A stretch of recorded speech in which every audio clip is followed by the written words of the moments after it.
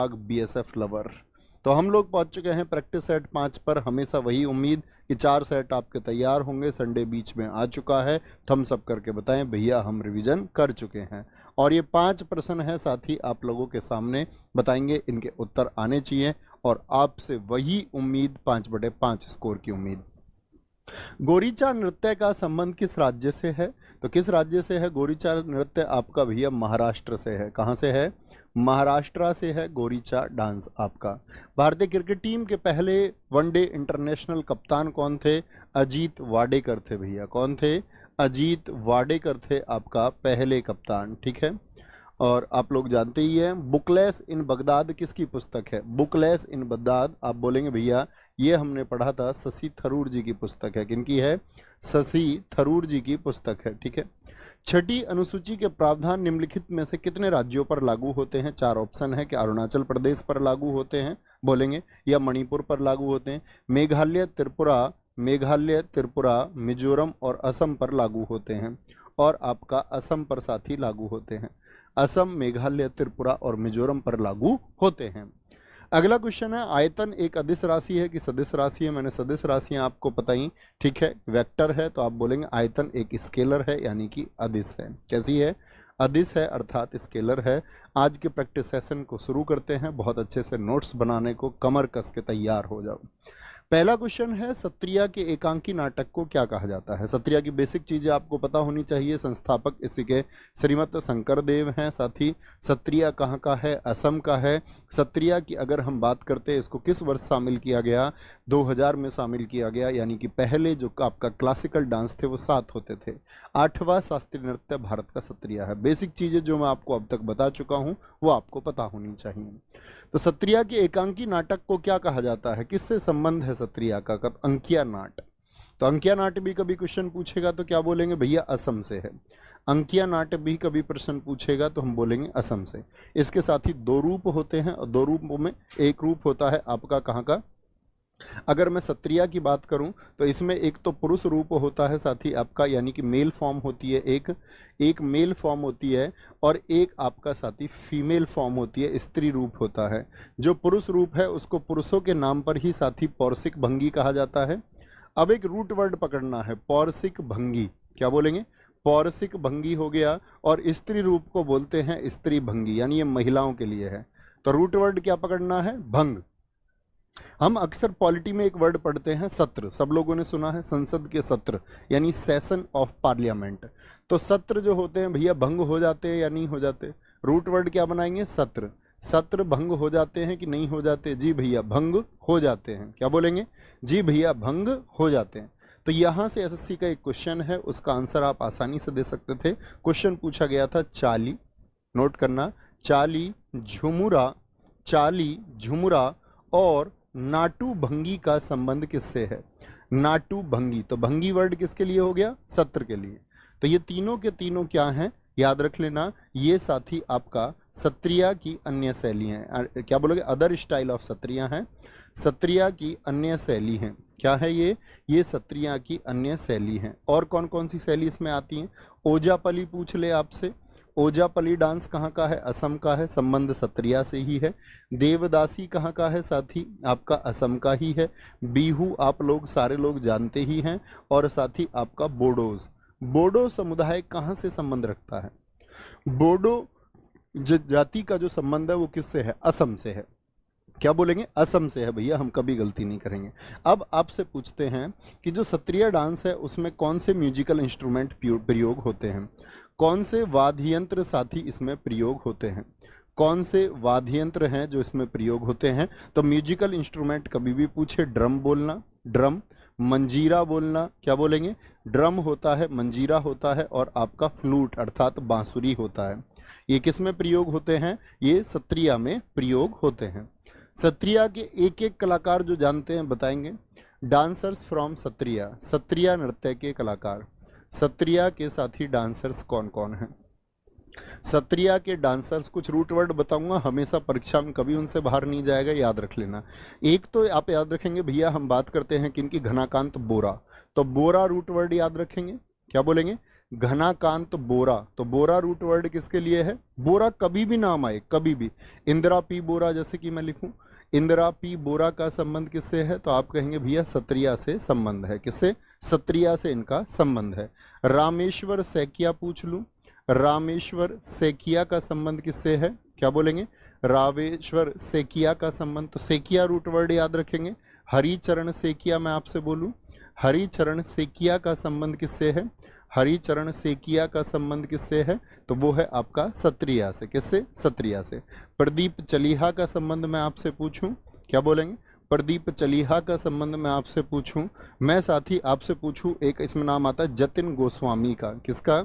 जतिन गोस्वामी का नाम आता है। एक साथी बरबयान, क्या बोलेंगे? मणिक बरबयान है आपके, क्या बोलेंगे? मणिक बरबयान है, या आपका और बहुत सारे बरबयान हैं। जितने भी बरबयान हैं वो सब किससे संबंधित हैं? सत्रिया से। याद कैसे करें? आसानी से देखना। देखो, सत्र मैंने फिर से बताया, सत्र किसका होता है? संसद का। सत्र में कौन लोग बैठते हैं? आम आदमी या नेताजी? भैया नेताजी बैठते हैं। तो नेताजी लोग इंटरेस्ट लेते हैं उसमें? नहीं। आप देखोगे भैया बोरियत में रहते हैं नेताजी लोग, आपस में लड़ने को तैयार होते हैं, इतने बोर होते रहते हैं। तो नेताजी क्या है, वहां पर सत्र में बोर होते रहते हैं। उनको बिल्कुल शौक नहीं है संसद में बैठने का, बस मजे के लिए नेता बनना था उनको। शौक से किया, याद रखेंगे। सत्र आपका जब चलता है कोई भी शौक से उसमें नहीं बैठता है, सब बोर होते हैं। और संसद में खूब जतन होते हैं, खूब लड़ते हैं लोग आपस में एक दूसरे से, नेताजी लोग, ठीक है। और बार बार क्या? उल्टे सीधे बयान आते हैं, बार बार उल्टे सीधे बयान आते हैं। नेताजी लोगों के बार बार बयान मिलेंगे उल्टे उल्टे। बहुत गर्मी हो रही है सर जी, साथी बहुत गर्मी हो रही है। आज तो स्टूडियो में भी वर्किंग मोड पे नहीं है, सब कुछ गेट वेट खोल रखे हैं यहाँ भी, और बहुत गर्मी सब जगह है, ठीक है। झेलना चाहिए मौसम, कोई दिक्कत, याद रहेंगे ये। आगे आते हैं। आज के बाद सत्रिया के कलाकार मैं आपसे पूछूंगा, मुझसे बेहतर आप बताएंगे। प्रश्न संख्या 2 है, क्या बोलेंगे? कामसाले निम्नलिखित में से किस भारतीय राज्य का लोक नृत्य है? कम बोल रिक्त स्थान, ये तुम पढ़ लो भाई, मैं बोर्ड पे नहीं बोल सकता। क्या बोलेंगे? कम बोल रिक्त स्थान क्या है? अपने आप सोच लो। नाटक मत कर, क्या बोलेंगे? नाटक मत कर। कम बोल रिक्त स्थान, क्या बोलेंगे भैया? रिक्त स्थान में ये आ जाएगा। तो कर्नाटक, कर्नाटक के अन्य डांस कौन कौन से हैं? क्या बोलेंगे? कम बोल, कम बोल आपका नाटक मत कर। डोल के आया है, डोलू कुनी था, डोल के आया है। बोलाक आठ, क्या बोलेंगे? बोलाक आठ होगा आपका, क्या बोलेंगे? बोलाक आठ होगा भैया, ठीक है। बालकों के संग डोल के आया है, बालकों के संग। नाग देख के आया, बालकों के संग। नाटक मत कर, अब नाग मंडला हो गया आपका, वीर गासे हो गया। क्या बोलेंगे? वीर गासे। मैंने आपको बताया था नाटक कौन करता है, तो आप बोलेंगे भैया नाटक करता यक्ष, जो भूतों का नाटक करता है। भूता आराधना और यक्ष गान मैंने आपको बताए थे। थम्स अप कर दो जितने बच्चे देख रहे हो, तो मुझे ये विश्वास मिलेगा कि हाँ, मैं जीते जागते छात्रों को पढ़ा रहा हूँ। झारखंड के साथ ही अगर बात करें हम झरने के, तो सोहराई डांस याद रखें, सिर्फ एक एक करके, ज्यादा पैनिक नहीं होना। केरल का बात करें, डबल टे बताया आपको। केरल की पहचान क्या बताई? डबल टे। ओट्टम थुलाल, डबल टी, अंग्रेजी वालों डबल टी। ओट्टम थुलाल आपका काली अट्टम। अट्टम किसकी पहचान है? डबल टे भैया आपका केरल की पहचान है। जैसे कथकली और मोहिनी अट्टम, अट्टम में क्या आता है? डबल टे आता है। बिहार की बात करें, बिहार का किसका हुआ? जाट और जटिन का ब्याह हुआ। चौधरी साहब और चौधराइन का ब्याह हुआ। जाट, जटिन और झिझिया, क्या बोलेंगे? झिझिया। यहां पर याद रख लेना साथी, इया जो रूट वर्ड है, इया, वो स्पेशली बिहार झारखंड वाले इलाके के लिए ही है। और एसएससी नजदीकी ऑप्शन नहीं देगा आपको, बिहार झारखंड में से कोई एक ऑप्शन देगा, क्योंकि ये कॉमन है वहां के। तो झिझिया से जैसे आपका साथी विदेशिया बन जाता है, जीजिया बन जाता है, आपका जीतिया बन जाता है। तो इया कभी भी आएगा, आप पहली प्रायोरिटी किसे देंगे? बिहार को देंगे। किसको देंगे? बिहार को। अतिरिक्त, इसके अतिरिक्त झारखंड का निर्माण वहां से हुआ, तो झारखंड को देंगे। ओके, आगे आते हैं अगले प्रश्न पर। हरिप्रिया नंबूदरी किस भारतीय शास्त्रीय नृत्य के प्रतिपादक हैं? हरिप्रिया नंबूदरी का संबंध किस डांस से है? तो कुचिपुड़ी से, ओडिसी से, भरतनाट्यम से, या कथकली से? तो भैया हरिप्रिया क्या बोलेंगे? आपका हरि को प्रिय हैं आपका कथाएं, कली की कथाएं। क्या बोलोगे? हरि को क्या प्रिय हैं? कथकली। क्या बोलेंगे? कथकली। और कथकली के अन्य है आपका केसी पणिक्कर, नाम याद करेंगे। केसी पणिक्कर किस डांस से संबंधित है? कथकली से हैं। कला मंडलम गोपी, क्या बोलेंगे? कला मंडलम गोपी। एक तो कला मंडलम कल्याणी अम्मा कुट्टन बताऊंगा आपको, उनको वहां तरीके से याद करूंगा। अभी याद करो, कला रूट वर्ड वो कली के लिए, कली, कली के लिए कला। जैसे साथी कथकली केरल का है तो कोट्टक्कल, क्या बोलेंगे? डबल टैप फिर से मैं आपसे बोलता हूँ, केरल की पहचान है, कथकली की पहचान है कोट्टक्कल शिवरामन। कोट्टक्कल शिवरामन का संबंध किससे है? आपसे मैं पूछूं साथी, कलानियम बालकृष्ण का संबंध किससे है? कलानियम बालकृष्ण का संबंध किससे है? कलानियम बालकृष्ण का संबंध किससे है? तो कला रूट वर्ड किसके लिए है? कला फॉर कथकली, कली कली कला, याद रखना। कुचिपुड़ी का साथी वेमपंती चिन्ना सत्यम को याद रखेंगे। क्या याद रखेंगे? वेमपति, वेमपति चिन्ना सत्यम, क्या बोलेंगे? सत्य नहीं है ये बात की कच्ची पूड़ी खिलाई गई थी, जी भैया सत्य है। वेमपति चिन्ना सत्यम। ओडिसी का आए तो संयुक्ता पाणिगिरही, क्या बोलेंगे? संयुक्ता पाणिगिरही का संबंध किससे है? संयुक्ता पाणिगिरही का संबंध किससे है? और भरतनाट्यम की साथ ही बात करें, भारत में तो लीला बहुत चलती हैं, लीला और सैमसंग फोन भी बहुत चलता है, लीला और सैमसंग। आप देखो कितनी लीला भारत में होती है, कृष्ण लीला, राम लीला, सारी लीला भारत में होती हैं। तो क्या बोलेंगे? भरतनाट्यम। जैसे भरतनाट्यम से एक और है आपका वैजयंती माला। जयंती पे माला कहाँ पहनाते हैं? ऑस्ट्रेलिया के थोड़ी पहनाते हैं, अपने प्यारे देश भारत में। हमारी परंपरा है, हमारी परंपरा है साथी, ठीक है। लीला, सैमसन और आपका वैजयंती माला।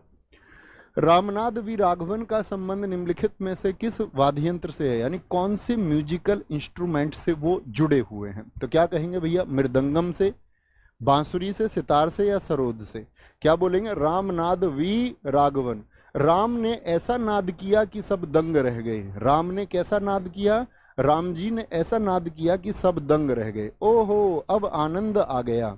सब दंग रह गए तो क्या हो गया? सबको अब आनंद, एवी आनंद।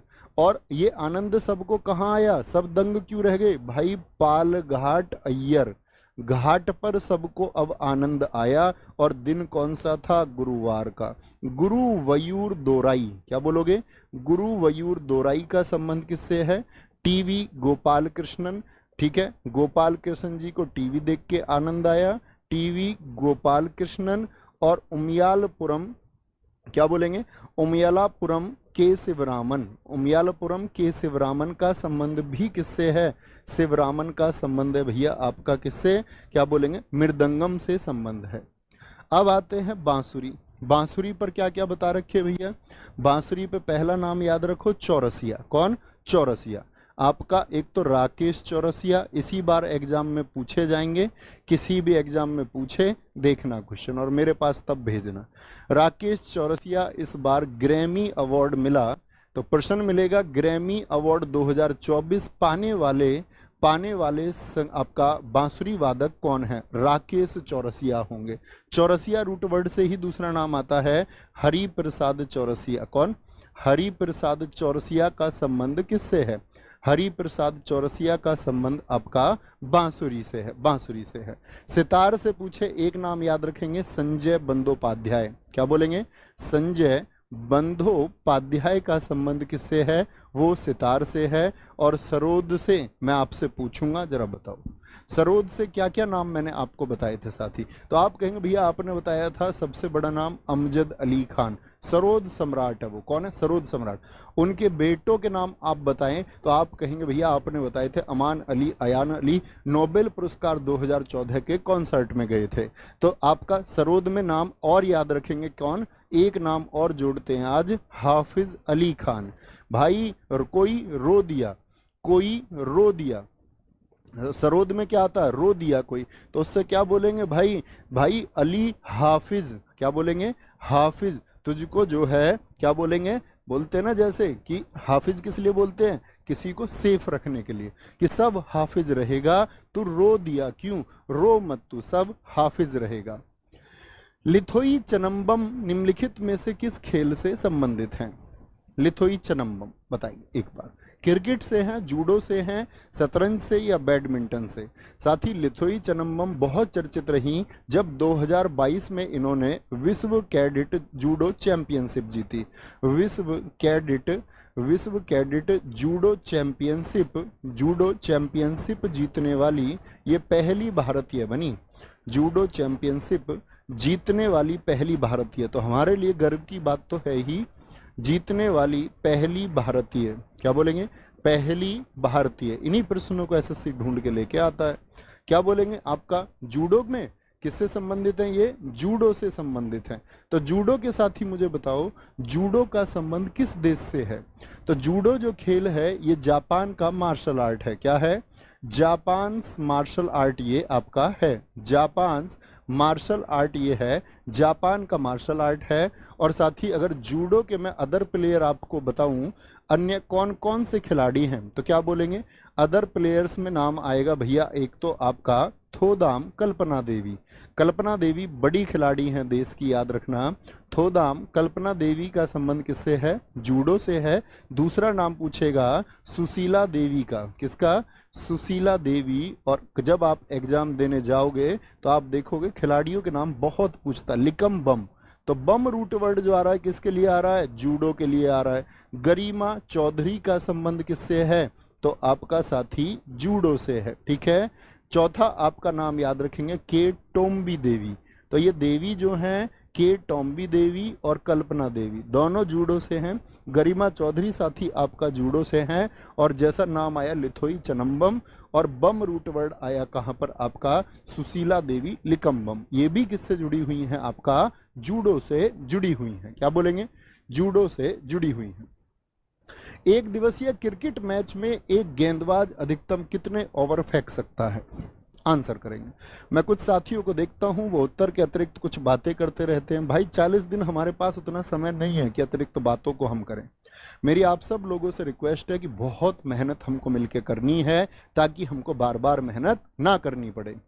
एक दिवसीय क्रिकेट के एक गेंदबाज अधिकतम कितने ओवर फेंक सकता है? एक दिवसीय बोले तो वनडे। मुझे बताओ वनडे जो इंटरनेशनल मैच होता है वो कितने ओवर का होता है? तो कितने ओवर फेंक सकता है? एक गेंदबाज 10 ओवर फेंक सकता है। और साथ ही T20 में एक गेंदबाज कितने फेंक सकता है? मैक्सिमम 4 ओवर फेंक सकता है।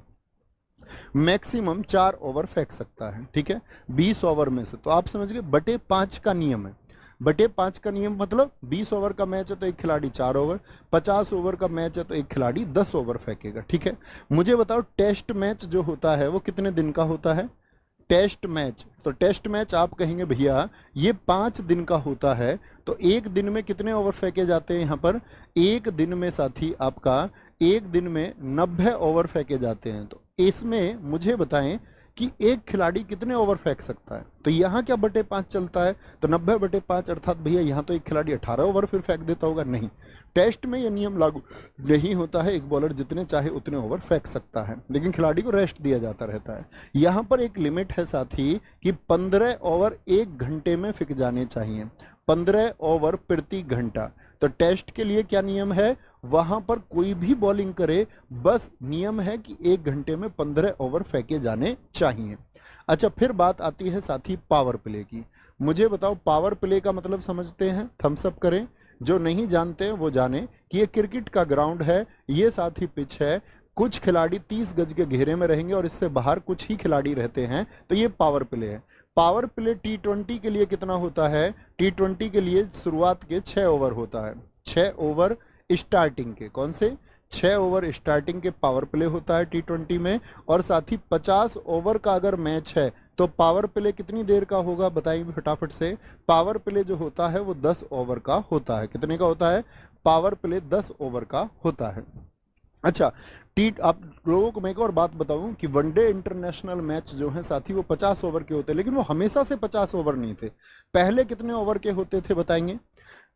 50 जो है ये आपका, क्या याद रखेंगे? ये बात याद रख लेना साथी कि वनडे इंटरनेशनल जो है 50 ओवर के 1987 से हुए, 1987 से हुए। अच्छा भैया, इससे पहले कितने ओवर के होते थे? इससे पहले 60 ओवर के होते थे। एक बात और याद रख लेना, DLS डकवर्थ लुईस जो नियम है, डकवर्थ लुईस नियम कब लगता है बताएं? डकवर्थ लुईस नियम क्रिकेट से संबंधित है। ये साथी आपका 1997 से आया। कब से आया? 1997 से आया, याद रखेंगे। तो डकवर्थ लुईस नियम ये होता है कि मैच के दौरान यदि मैच में कोई बाधा आ गई, कोई बारिश आदि आ गई, तो दूसरी टीम को क्या स्कोर दिया जाएगा ये डिसाइड होगा डकवर्थ लुईस से। तो 50 ओवर का मैच 1987 से, और डकवर्थ लुईस 10 साल बाद यानी 1997 से आया है, 1997 से आया है, गलती नहीं करेंगे। डेविस कप निम्नलिखित में से किस खेल से संबंधित है? डेविस कप बोलेंगे जी। डेविस कप जिसको हम आपका टेनिस का विश्व कप बोलते हैं, क्या बोलते हैं? टेनिस का वर्ल्ड कप किसको कहा जाता है? टेनिस का विश्व कप इसको कहा जाता है, टेनिस का विश्व कप। तो किससे संबंधित हो गया? डेविस कप का संबंध हो गया टेनिस से साथी। अब मैं आपसे बात करूं, क्या बोलेंगे? पहला डेविस कप कब खेला गया? बहुत इंपॉर्टेंट क्वेश्चन है। पहला डेविस कप कब खेला गया? तो आप बोलेंगे 1900 में खेला गया, वर्ष 1900 में। दूसरा क्वेश्चन है मेरा, सर्वाधिक बार किस देश ने डेविस कप को जीता है?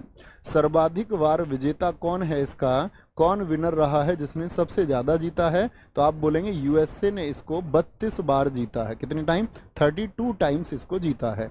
तीसरा प्रश्न है मेरा, 2023 में विजेता कौन रहा था डेविस कप का? 2023 में विजेता कौन रहा था? तो आप बोलेंगे इसमें इटली रहा था, और इटली ने इसको दूसरी बार जीता था। इटली ने साथी इसको क्या बोलेंगे? दूसरी बार जीता था। 2024 में डेविस कप कहां पर होगा बताएंगे? क्या बोलेंगे? चौथा प्रश्न है हमारा, 2024 डेविस कप कहां पर होगा आपका? 2024 का डेविस कप साथी आपका स्पेन में होगा। कहां पर होगा? स्पेन में इसका आयोजन होगा। मुझे बताएं, भारत ने डेविस कप कितनी बार जीता है? भारत ने डेविस कप कितनी बार जीता है? तो क्या बोलेंगे? भारत 3 बार उप विजेता रहा है, यानी रनर अप तो रहे हैं हम, लेकिन हम कभी भी इसको जीत नहीं पाए। पहली बार उप विजेता हम रहे थे 1966 में, फिर 74 में रहे थे एक बार, और 1989 शायद। तो भारत 3 ही बार इसका उप विजेता रहा है। टेबल टेनिस से संबंधित कोई एक कप बताओ। टेबल टेनिस बोलते TT.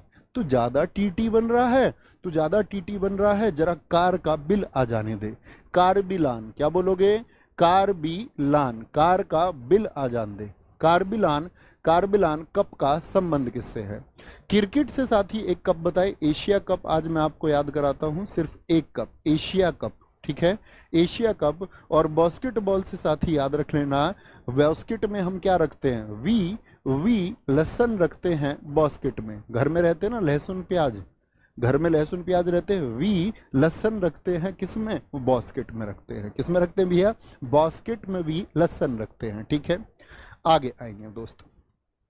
The ministry of utmost happiness नामक पुस्तक किसके द्वारा लिखी गई है? The ministry of utmost happiness, क्या बोलेंगे? किसके द्वारा लिखी गई है?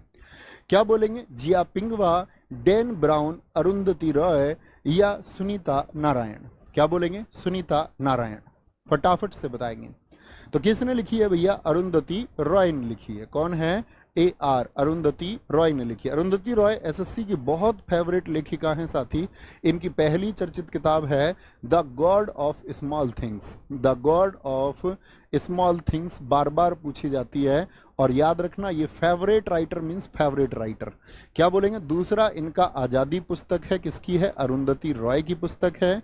तीसरा साथी आपसे द कोस्ट ऑफ लिविंग, क्या बोलेंगे? द कोस्ट ऑफ लिविंग किसकी पुस्तक है? द कोस्ट ऑफ लिविंग ये अरुंधति रॉय की पुस्तक है। और द एंड ऑफ इमेजिनेशन किसकी है? The end of imagination, the end of imagination ये किसकी बुक है? अरुंधति रॉय की बुक है। कैपिटलिज्म किसकी बुक है? क्या बोलेंगे? कैपिटलिज्म बुक किसकी है? अरुंधति रॉय की है। और छठा लिसनिंग टू द, क्या बोलेंगे? Sorry, listening to the grasshoppers, क्या बोलेंगे? लिसनिंग, टिड्डे को बोलते हैं grasshopper. Listening to grasshoppers, क्या बोलेंगे? लिसनिंग टू ग्रास होपर्स, क्या बोलेंगे? Listening to grasshoppers. बोले आपसे आज़ादी पूछे, द एंड ऑफ इमेजिनेशन पूछे, कैपिटलिज्म पूछे, the God of small thing पूछे, और द आपका मिनिस्ट्री ऑफ अटमोस्ट हैप्पीनेस, ये किसकी पुस्तकें हैं साथी? आपका अरुंधति रॉय की। 2011 की जनगणना के अनुसार किस केंद्र शासित प्रदेश में सर्वाधिक पुरुष साक्षरता दर दर्ज की गई? सबसे ज़्यादा लिटरेसी रेट पहले तो मैं जानना चाहूँगा किस स्टेट का है, मुझे बताएं। सबसे ज़्यादा जो लिटरेसी रेट है, सबसे ज़्यादा जो साक्षरता दर है साथी, वो किस राज्य की है? तो क्या बोलेंगे, सबसे ज़्यादा पुरुष साक्षरता जो है दर्ज की गई वो लक्षद्वीप की दर्ज की गई। किसकी? लक्षद्वीप की दर्ज की गई, जो कि लगभग 91.8% है। कितनी? 91.8% है। तो मुझे बताओ सबसे कम यूटी भी आपको पता होना चाहिए। सबसे कम यूटी में क्या बोलोगे, साक्षरता किसकी रही? सबसे कम तो हम बोलेंगे दादरा की रही साथी, आपका दादरा नागर हवेली की रही। वो कितने प्रतिशत रही भैया दादरा नागर की? वो लगभग 76.2% रही। कितनी? 76.2% रही। जनगणना का ऑपरेशन हम धीरे धीरे करते रहेंगे, और पहले भी साथी अपनी जनगणना की कक्षाओं से प्रश्न बाहर नहीं आया, फिर नहीं आएगा। तो क्या बोलेंगे, जो साथी अगर हम बात करते हैं जनगणना, मुझे बताओ पहली बार अनियमित जो जनगणना हुई, पहली बार जो इर्रेगुलर सेंसस हुआ वो कब हुआ था? सारे दोस्त बताएंगे। पहली बार भैया 1872 में क्या हुई? इर्रेगुलर हुई आपका, अनियमित हुई, क्या बोलेंगे, इर्रेगुलर हुई आपका मेयो के टाइम पर हुई। मेयो के समय हुई। पहली रेगुलर सेंसस कब हुई? 1881 में। किसके टाइम पर, ये आपको बताना है। पहली साथी नियमित जनगणना किसके समय पर हुई? तो क्या बोलेंगे, सारे के सारे साथियों का आंसर आना चाहिए। वह था साथी आपका वायसराय, जो 1880 से 84 तक था। तो बहुत बढ़िया आंसर आए, रिपन के टाइम पर। रिपन के टाइम पर हुई। जो लोग लिटन लिख रहे हैं, लिटन याद रखना 1876 से 80 तक है लिटन, गलती कर दोगे साथी। यहाँ पर आते हैं हम, आप 2011 का जो जनगणना हुआ, ये कौन से नंबर की जनगणना थी बताएं? 2011 का जो सेंसस था वो साथी आपकी 15वीं जनगणना थी, और साथ में ये स्वतंत्र भारत की 7वीं थी। क्या बोलेंगे? स्वतंत्र भारत की, इंडिपेंडेंस इंडिया की साथी ये आपका 7वीं जनगणना थी। कौन सी थी? 7वीं। तो मुझे बताओ आज़ाद भारत की पहली जनगणना कब हुई थी? यानी कि अगर मैं बात करूं आज़ाद भारत की पहली जनगणना कब हुई, क्या बोलेंगे?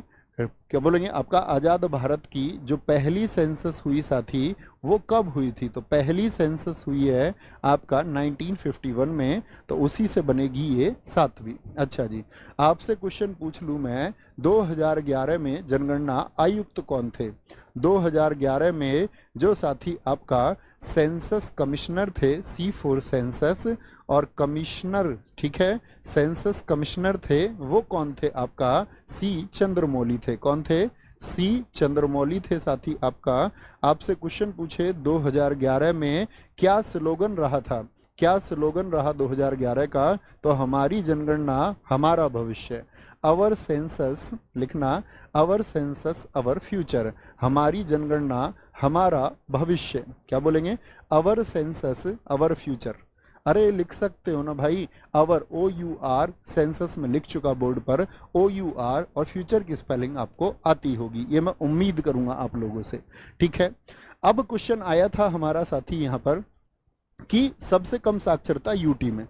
मुझे बताओ सबसे ज्यादा साक्षरता किस स्टेट की है? सबसे ज्यादा साक्षर, सबसे ज्यादा जो साक्षरता है, सबसे ज्यादा जो लिटरेसी रेट है, वो किस स्टेट का है? तो क्या बोलेंगे? सबसे ज्यादा साक्षरता भैया केरल की है। लगभग कितने प्रतिशत है भैया मैं आपसे बोलूं तो आप कहेंगे 94.1% पर है। ठीक है, सबसे कम साक्षरता स्टेट में किसकी है? ये यूटी थे। सबसे कम साक्षरता आपका साथी अगर राज्य की बात करें तो बिहार आएगा 61.8% के साथ में। किसके? 61.8% के साथ में आएगा। कभी गलती नहीं करनी है, नेवर, होनी ही नहीं चाहिए। कॉमन चीजें इसके अगले स्टेप पर फिर बढ़ेंगे, तब ये चीजें आपको पता होनी चाहिए।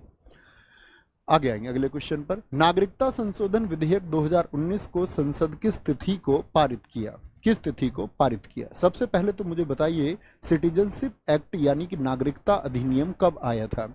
नागरिकता अधिनियम साथी कब आया था? नागरिकता अधिनियम सिटीजनशिप एक्ट आपका कब आया था? तो हम बोलेंगे नागरिकता अधिनियम 1955 का है। कब का है? 1955 का है। अभी 95 लिख देते, ऐसी गलती कभी भी हो रियली सॉरी। 1955 का है। और नागरिकता संशोधन, तो संशोधन होके वो कब आया साथी, आपका 11 दिसंबर 2019 को क्या पारित हुआ। कहां पर पारित हुआ था, ये राज्यसभा में पारित हुआ था। 9 दिसंबर को साथी लोकसभा में पारित हुआ था। और पूछे इसको राष्ट्रपति की मंजूरी कब मिली थी, राष्ट्रपति की मंजूरी कब मिली थी, तो राष्ट्रपति की मंजूरी मिली थी 12 दिसंबर को। क्या बोलेंगे, 12 दिसंबर 2019 को मिली थी। और ये लागू हुआ था साथी आपका 10 जनवरी 2020 को। क्या बोलेंगे, 10 जनवरी 2020 को लागू हुआ था। हम बात कर रहे हैं सिटीजनशिप की, नागरिकता की। मैंने आपको बताया था संविधान के किस भाग में नागरिकता का वर्णन है, जरा बताएं। और साथ ही ये भी बताना है कि कितने अनुच्छेद से कितने अनुच्छेद तक उसके अंतर्गत आते हैं। या मैं आपसे पूछूं नागरिकता के लिए अनुच्छेदों की कुल संख्या कितनी है, तो आप बोलेंगे भाग 2 में आर्टिकल 5 से 11 अर्थात कुल 7 अनुच्छेद हैं। आप गिनती करेंगे 5, 6, 7, 8, 9, 10, 11, तो कुल 7 अनुच्छेद हैं साथी जो नागरिकता के लिए हैं। ये प्रश्न भी पूछा गया है, कितने अनुच्छेद है नागरिकता के लिए, तो बोलेंगे कुल आपका 7 अनुच्छेद है। अगले क्वेश्चन पर आएंगे। भारत का एक नागरिक अपनी नागरिकता जो उसकी सिटीजनशिप है उसको खो देगा। क्या बोलेंगे, वो उससे लूज हो जाएगी कब, भारतीय नागरिकता का परित्याग करता है, यानी वो रिनाउंस कर दे उसको। तो एक तरीका तो क्या होता है रिनाउंसिएशन, अर्थात वो उसको क्या कर दे साथी, रिनाउंस कर दे। रिनाउंस का मतलब खुद ही उसको त्याग दे, इसी को हम बोलते हैं स्वैच्छिक त्याग, यानी अपनी इच्छा से वो क्या कर देता है, उसको त्याग देता है। क्या ये तरीका है, जी भैया ये पहला तरीका है। स्वेच्छा से अन्य देश की नागरिकता प्राप्त कर ले, क्या ऐसे भी नागरिकता छूट जाएगी, जी हाँ टर्मिनेशन हो जाएगा। क्या हो जाएगा साथी, टर्मिनेशन हो जाएगा। क्योंकि हमारे यहाँ कैसी नागरिकता है जरा बताएं, तो आप कहेंगे भैया हमारे यहाँ एकल नागरिकता है, सिंगल सिटीजनशिप का कॉन्सेप्ट है जो कि हमने आपका ब्रिटेन से लिया है। तीसरा तरीका साथी किसी अन्य देश के नागरिक से विवाह करे, नहीं जी। सरकार की आलोचना करे, नहीं जी। तो क्या बोलेंगे, केवल 1 और 2, केवल 1 और 2 ठीक होंगे, केवल 1 और 2। अब मुझे आप बताओ कि नागरिकता खोने के कुल कितने तरीके हैं। तो नागरिकता खोने का एक तरीका स्वैच्छिक त्याग हो गया, एक रिनाउंस हो गया उसने आपका साथी, एक हो गया आपको उसने अन्य देश की नागरिकता प्राप्त कर ली तो हमारे यहाँ की नागरिकता खो देगा। और तीसरा क्या होगा साथी आपका, दूसरा तो मैंने बता दिया टर्मिनेशन होगा, टर्मिनेट कर दिया जाएगा। और तीसरा होता है डिप्राइवेशन, यानी कि आपका क्या होगा साथी इसमें डिप्राइवेशन, यानी कि सरकार द्वारा वंचित कर दिया जाएगा। क्या बोलेंगे, सरकार द्वारा वंचित कर दिए जाने पर भी। तो 3 तरह से कुल कितने तरीके हैं नागरिकता खोने के, तो आपको पता होना चाहिए 3 तरीके हैं। क्या बोलेंगे भैया, 3 तरीके हैं नागरिकता को खोने के। तो मैं आपसे पूछूंगा फिर मुझे बताओ नागरिकता प्राप्त करने की कितनी विधियां हैं, नागरिकता को प्राप्त करने की कितनी विधियां हैं, तब आपका आंसर आना चाहिए। बहुत बढ़िया, राव साहब का उत्तर आ रहा था 5 तरीके से ले सकते हैं। देश में कौन नागरिकता के अर्जन हेतु शर्तों को नियत करने में सक्षम है, यानी कि साथी जो कंडीशंस होंगी एक्विजिशन ऑफ सिटीजनशिप की, तो उसके लिए कौन लायबल है, कौन उत्तरदायी है। तो क्या बोलेंगे, चुनाव आयोग, राष्ट्रपति, संसद और राज्यों की विधानसभाएं इकट्ठे रूप से, या फिर संसद होगी या फिर पार्लियामेंट होगी। तो क्या बोलेंगे, यहां पर आंसर आएगा भैया ये अधिकार दिए गए हैं संसद को, और अनुच्छेद 11 के अनुसार, आर्टिकल 11 के तहत। क्या बोलेंगे, आर्टिकल 11 के तहत ये अधिकार दिए गए हैं। अब मैं आपसे पूछूंगा नागरिकता प्राप्त करने के 5 तरीके कौन कौन से हैं। सिटीजनशिप को साथी आप एक्वायर करते हैं तो नागरिकता जो आप प्राप्त करने हैं उसके तरीके कितने हैं, आप लोगों ने मुझे बताया 5 तरीके हैं भैया। कितने, खोने के 3 तरीके, प्राप्त करने के 5 तरीके, जिनमें पहला तरीका क्या है, जन्म द्वारा, यानी कि बाय बर्थ। क्या, जन्म से नागरिकता मिले। एक दूसरा साथी आपका वंश के द्वारा, किसके द्वारा, वंश के द्वारा, बाय डेसेंट आपको ये मिले, वंश के द्वारा मिले। तीसरा तरीका है साथी आपका पंजीकरण अर्थात रजिस्ट्रेशन। क्या बोलेंगे, आप रजिस्टर इसके लिए कराएं, रजिस्ट्रेशन के द्वारा भी आपको नागरिकता मिल सकती है। चौथा तरीका है साथी आपका नेचुरलाइजेशन। क्या बोलेंगे इसको? नेचुरलाइजेशन। इसको हम बोलेंगे प्राकृतिकरण। क्या बोलेंगे? प्राकृतिकरण इसको हम बोलेंगे, अर्थात नेचुरलाइजेशन इसको हम बोलेंगे। क्या बोलेंगे? नेचुरलाइजेशन इसको हम बोलेंगे। ठीक है, नेचुरलाइजेशन। और पांचवा तरीका है साथी आपका किसी क्षेत्र का समावेश करके, जैसे कि कोई हिस्सा भारत ने अपनी तरफ मिला लिया तो वहां के नागरिक भी भारतीय नागरिक हो जाएंगे। समझ गए? क्षेत्र का समावेश यानी कि incorporation of territory. Incorporation of territory ये भी एक तरीका है। क्या बोलोगे? Incorporation of territory. ठीक है, टेरिटरी ये भी क्या है साथी? एक नागरिकता प्राप्त करने का तरीका है। तो कुल तरीके कितने? 5 होंगे, कभी गलती नहीं करनी। आगे आएंगे। एक क्या है? भारत में नागरिकता की निम्नलिखित विशेषताओं में से कौन सी सही है? राज्य तथा राष्ट्र की हमारे यहाँ पर दोहरी नागरिकता है, ड्यूअल सिटीजनशिप का कॉन्सेप्ट है, या फिर राज्य की एकल नागरिकता है यानी single citizenship of the state, यानी राज्यों की अलग अलग नागरिकता है। ठीक है, या फिर साथी आपका संपूर्ण भारत की एकल नागरिकता। तो क्या बोलेंगे? संपूर्ण भारत की एकल नागरिकता है। और किस देश से हमने इसको लिया है बताएं जरा। मैंने आपको बताया था किस देश से हमने इसको लिया है, तो आप कहेंगे भैया इसको हमने ब्रिटेन से लिया है। किससे लिया है? ब्रिटेन से लिया है। निम्नलिखित में से कौन सा मौलिक अधिकार है, फंडामेंटल राइट, जो विदेशी नागरिकों को प्राप्त नहीं है? जो विदेशी नागरिकों को प्राप्त नहीं है, पहले बताएं। मैंने आपको बताया मौलिक अधिकार किस अनुच्छेद में आएंगे या किस भाग में आएंगे। तो फंडामेंटल राइट हमने कहाँ से लिए? यूएसए से लिए। ये किस में आते हैं साथी? संविधान के पार्ट 3 में आते हैं, भाग 3 में आते हैं। और अनुच्छेद 12 से 35 किसके लिए है? वो मौलिक अधिकारों के लिए है। ठीक है, अब पूछ रहा है कौन सा मौलिक अधिकार है जो विदेशी नागरिकों को प्राप्त नहीं है? विधि के समक्ष समता, ये आर्टिकल 14 है। क्या ये विदेशियों को प्राप्त है? ऐसा नहीं पूछा उसने पूछा विदेशियों को प्राप्त नहीं है। अभिव्यक्ति की स्वतंत्रता, यह क्या बोलेंगे? Freedom of expression, article 19। प्राण एवं दैहिक स्वतंत्रता साथी ये किस में है आपका? बोलेंगे ये कौन सा अनुच्छेद है? ये आर्टिकल 21 है आपका। और शोषण के विरुद्ध अधिकार अर्थात आर्टिकल 23 और 24। तो कौन सा आपका विदेशियों को प्राप्त नहीं है? तो फ्रीडम ऑफ एक्सप्रेशन विदेशियों को प्राप्त नहीं है। ठीक है, तो ये कैसे याद रखें? इसमें आप याद रख लो ऐसे अधिकार जो सिर्फ भारतीयों के लिए हैं। सिर्फ भारतीयों के लिए कौन कौन से अधिकार हैं साथी? सिर्फ भारतीयों के लिए अगर आपसे पूछे, सिर्फ जो भारतीयों के लिए हैं, ओनली फॉर इंडियंस। ठीक है, वो आप चुन सकते हैं। ओनली फॉर इंडियंस आपका आर्टिकल 15 है, 16 है, 19 है, 29 है और 30 है। तो क्या बोलेंगे? इसमें से कोई सा भी आपको कभी ऑप्शन में मिलेगा तो आप कहेंगे वो विदेशियों के लिए नहीं है, ओनली इंडियंस के लिए है। क्या बोलेंगे? 15, 16, 19, 29 और 30 ये सिर्फ इंडियंस के लिए। बाकी क्या है? वो दोनों के लिए हैं। बाकी क्या है? वो दोनों के लिए हैं। आगे आएंगे। नेक्स्ट है, निम्नलिखित युग्मों में से कौन सा एक सही सुमेलित नहीं है, यानी कौन सा मैच है जो सही नहीं है साथी? क्या कहेंगे? विधि के समक्ष समता का अधिकार, right to equality before law, right to equality before law, article 14 एकदम ठीक है। कभी भी आपका पब्लिक एम्प्लॉयमेंट आएगा, लोक नियोजन आएगा, तो उस पर आपका जो अपॉर्चुनिटी है यानी फॉर्म आएंगे किसी एग्जाम के लिए, तो आप सब अप्लाई कर पाएंगे या नहीं कर पाएंगे? क्या बोलेंगे? जी भैया कर सकते हैं। तो आर्टिकल आपका 16 आएगा। अस्पृश्यता का अंत साथी ये आर्टिकल 17 में अबोलिशन ऑफ अनटचेबिलिटी ये बताया गया है। जी हाँ। शिक्षा का अधिकार क्या आर्टिकल 18 में है? नहीं जी, शिक्षा का अधिकार तो भैया आर्टिकल 21A में बताया गया है। क्या बोलेंगे? आर्टिकल 21A में बताया गया है। और फिर आर्टिकल 18 में क्या है मित्र? आर्टिकल 18 में तो भैया क्या बोलेंगे? अबोलिशन ऑफ टाइटल्स है, उपाधियों का अंत है। क्या है? उपाधियों का अंत है। क्या बताया गया है? उपाधियों का अंत। तो 14 हो गया, 16 हो गया, 17 हो गया, 18 हो गया, बचता है 15। मुझे बताएं आर्टिकल 15 में क्या है?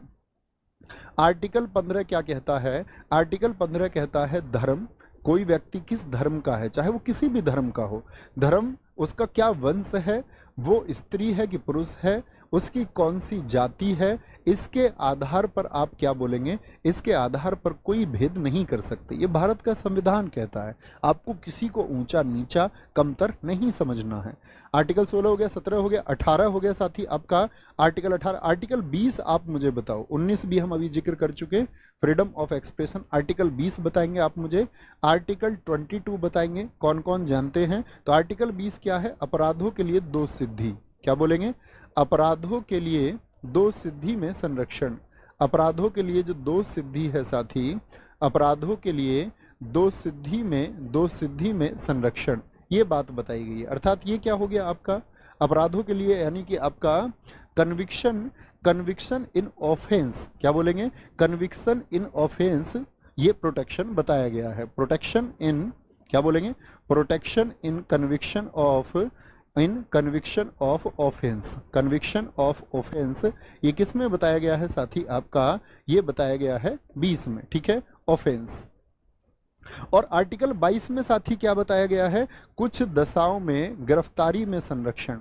दशाओं में गिरफ्तारी में संरक्षण से क्या मतलब है, कुछ दशाओं में गिरफ्तारी में संरक्षण, यानी कि आपकी गिरफ्तारी के लिए भी आपको संरक्षण मिलेगा।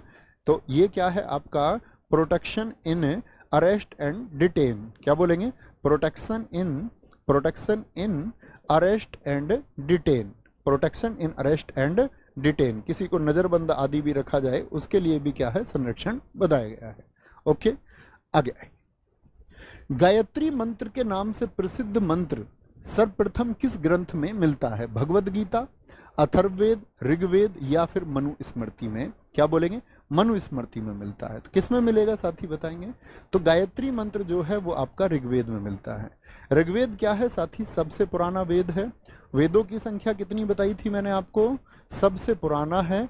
और अथर्ववेद क्या है, वो सबसे नया है। वो क्या है, सबसे नया वेद कौन सा है, संबंध में इनके आपको बता चुका।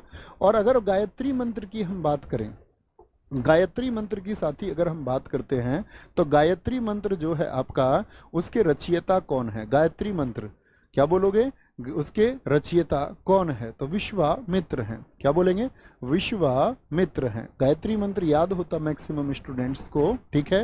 ये गायत्री मंत्र की जो लिपि है, किस लिपि में उसको लिखा गया है, ब्राह्मी लिपि, समझते हैं।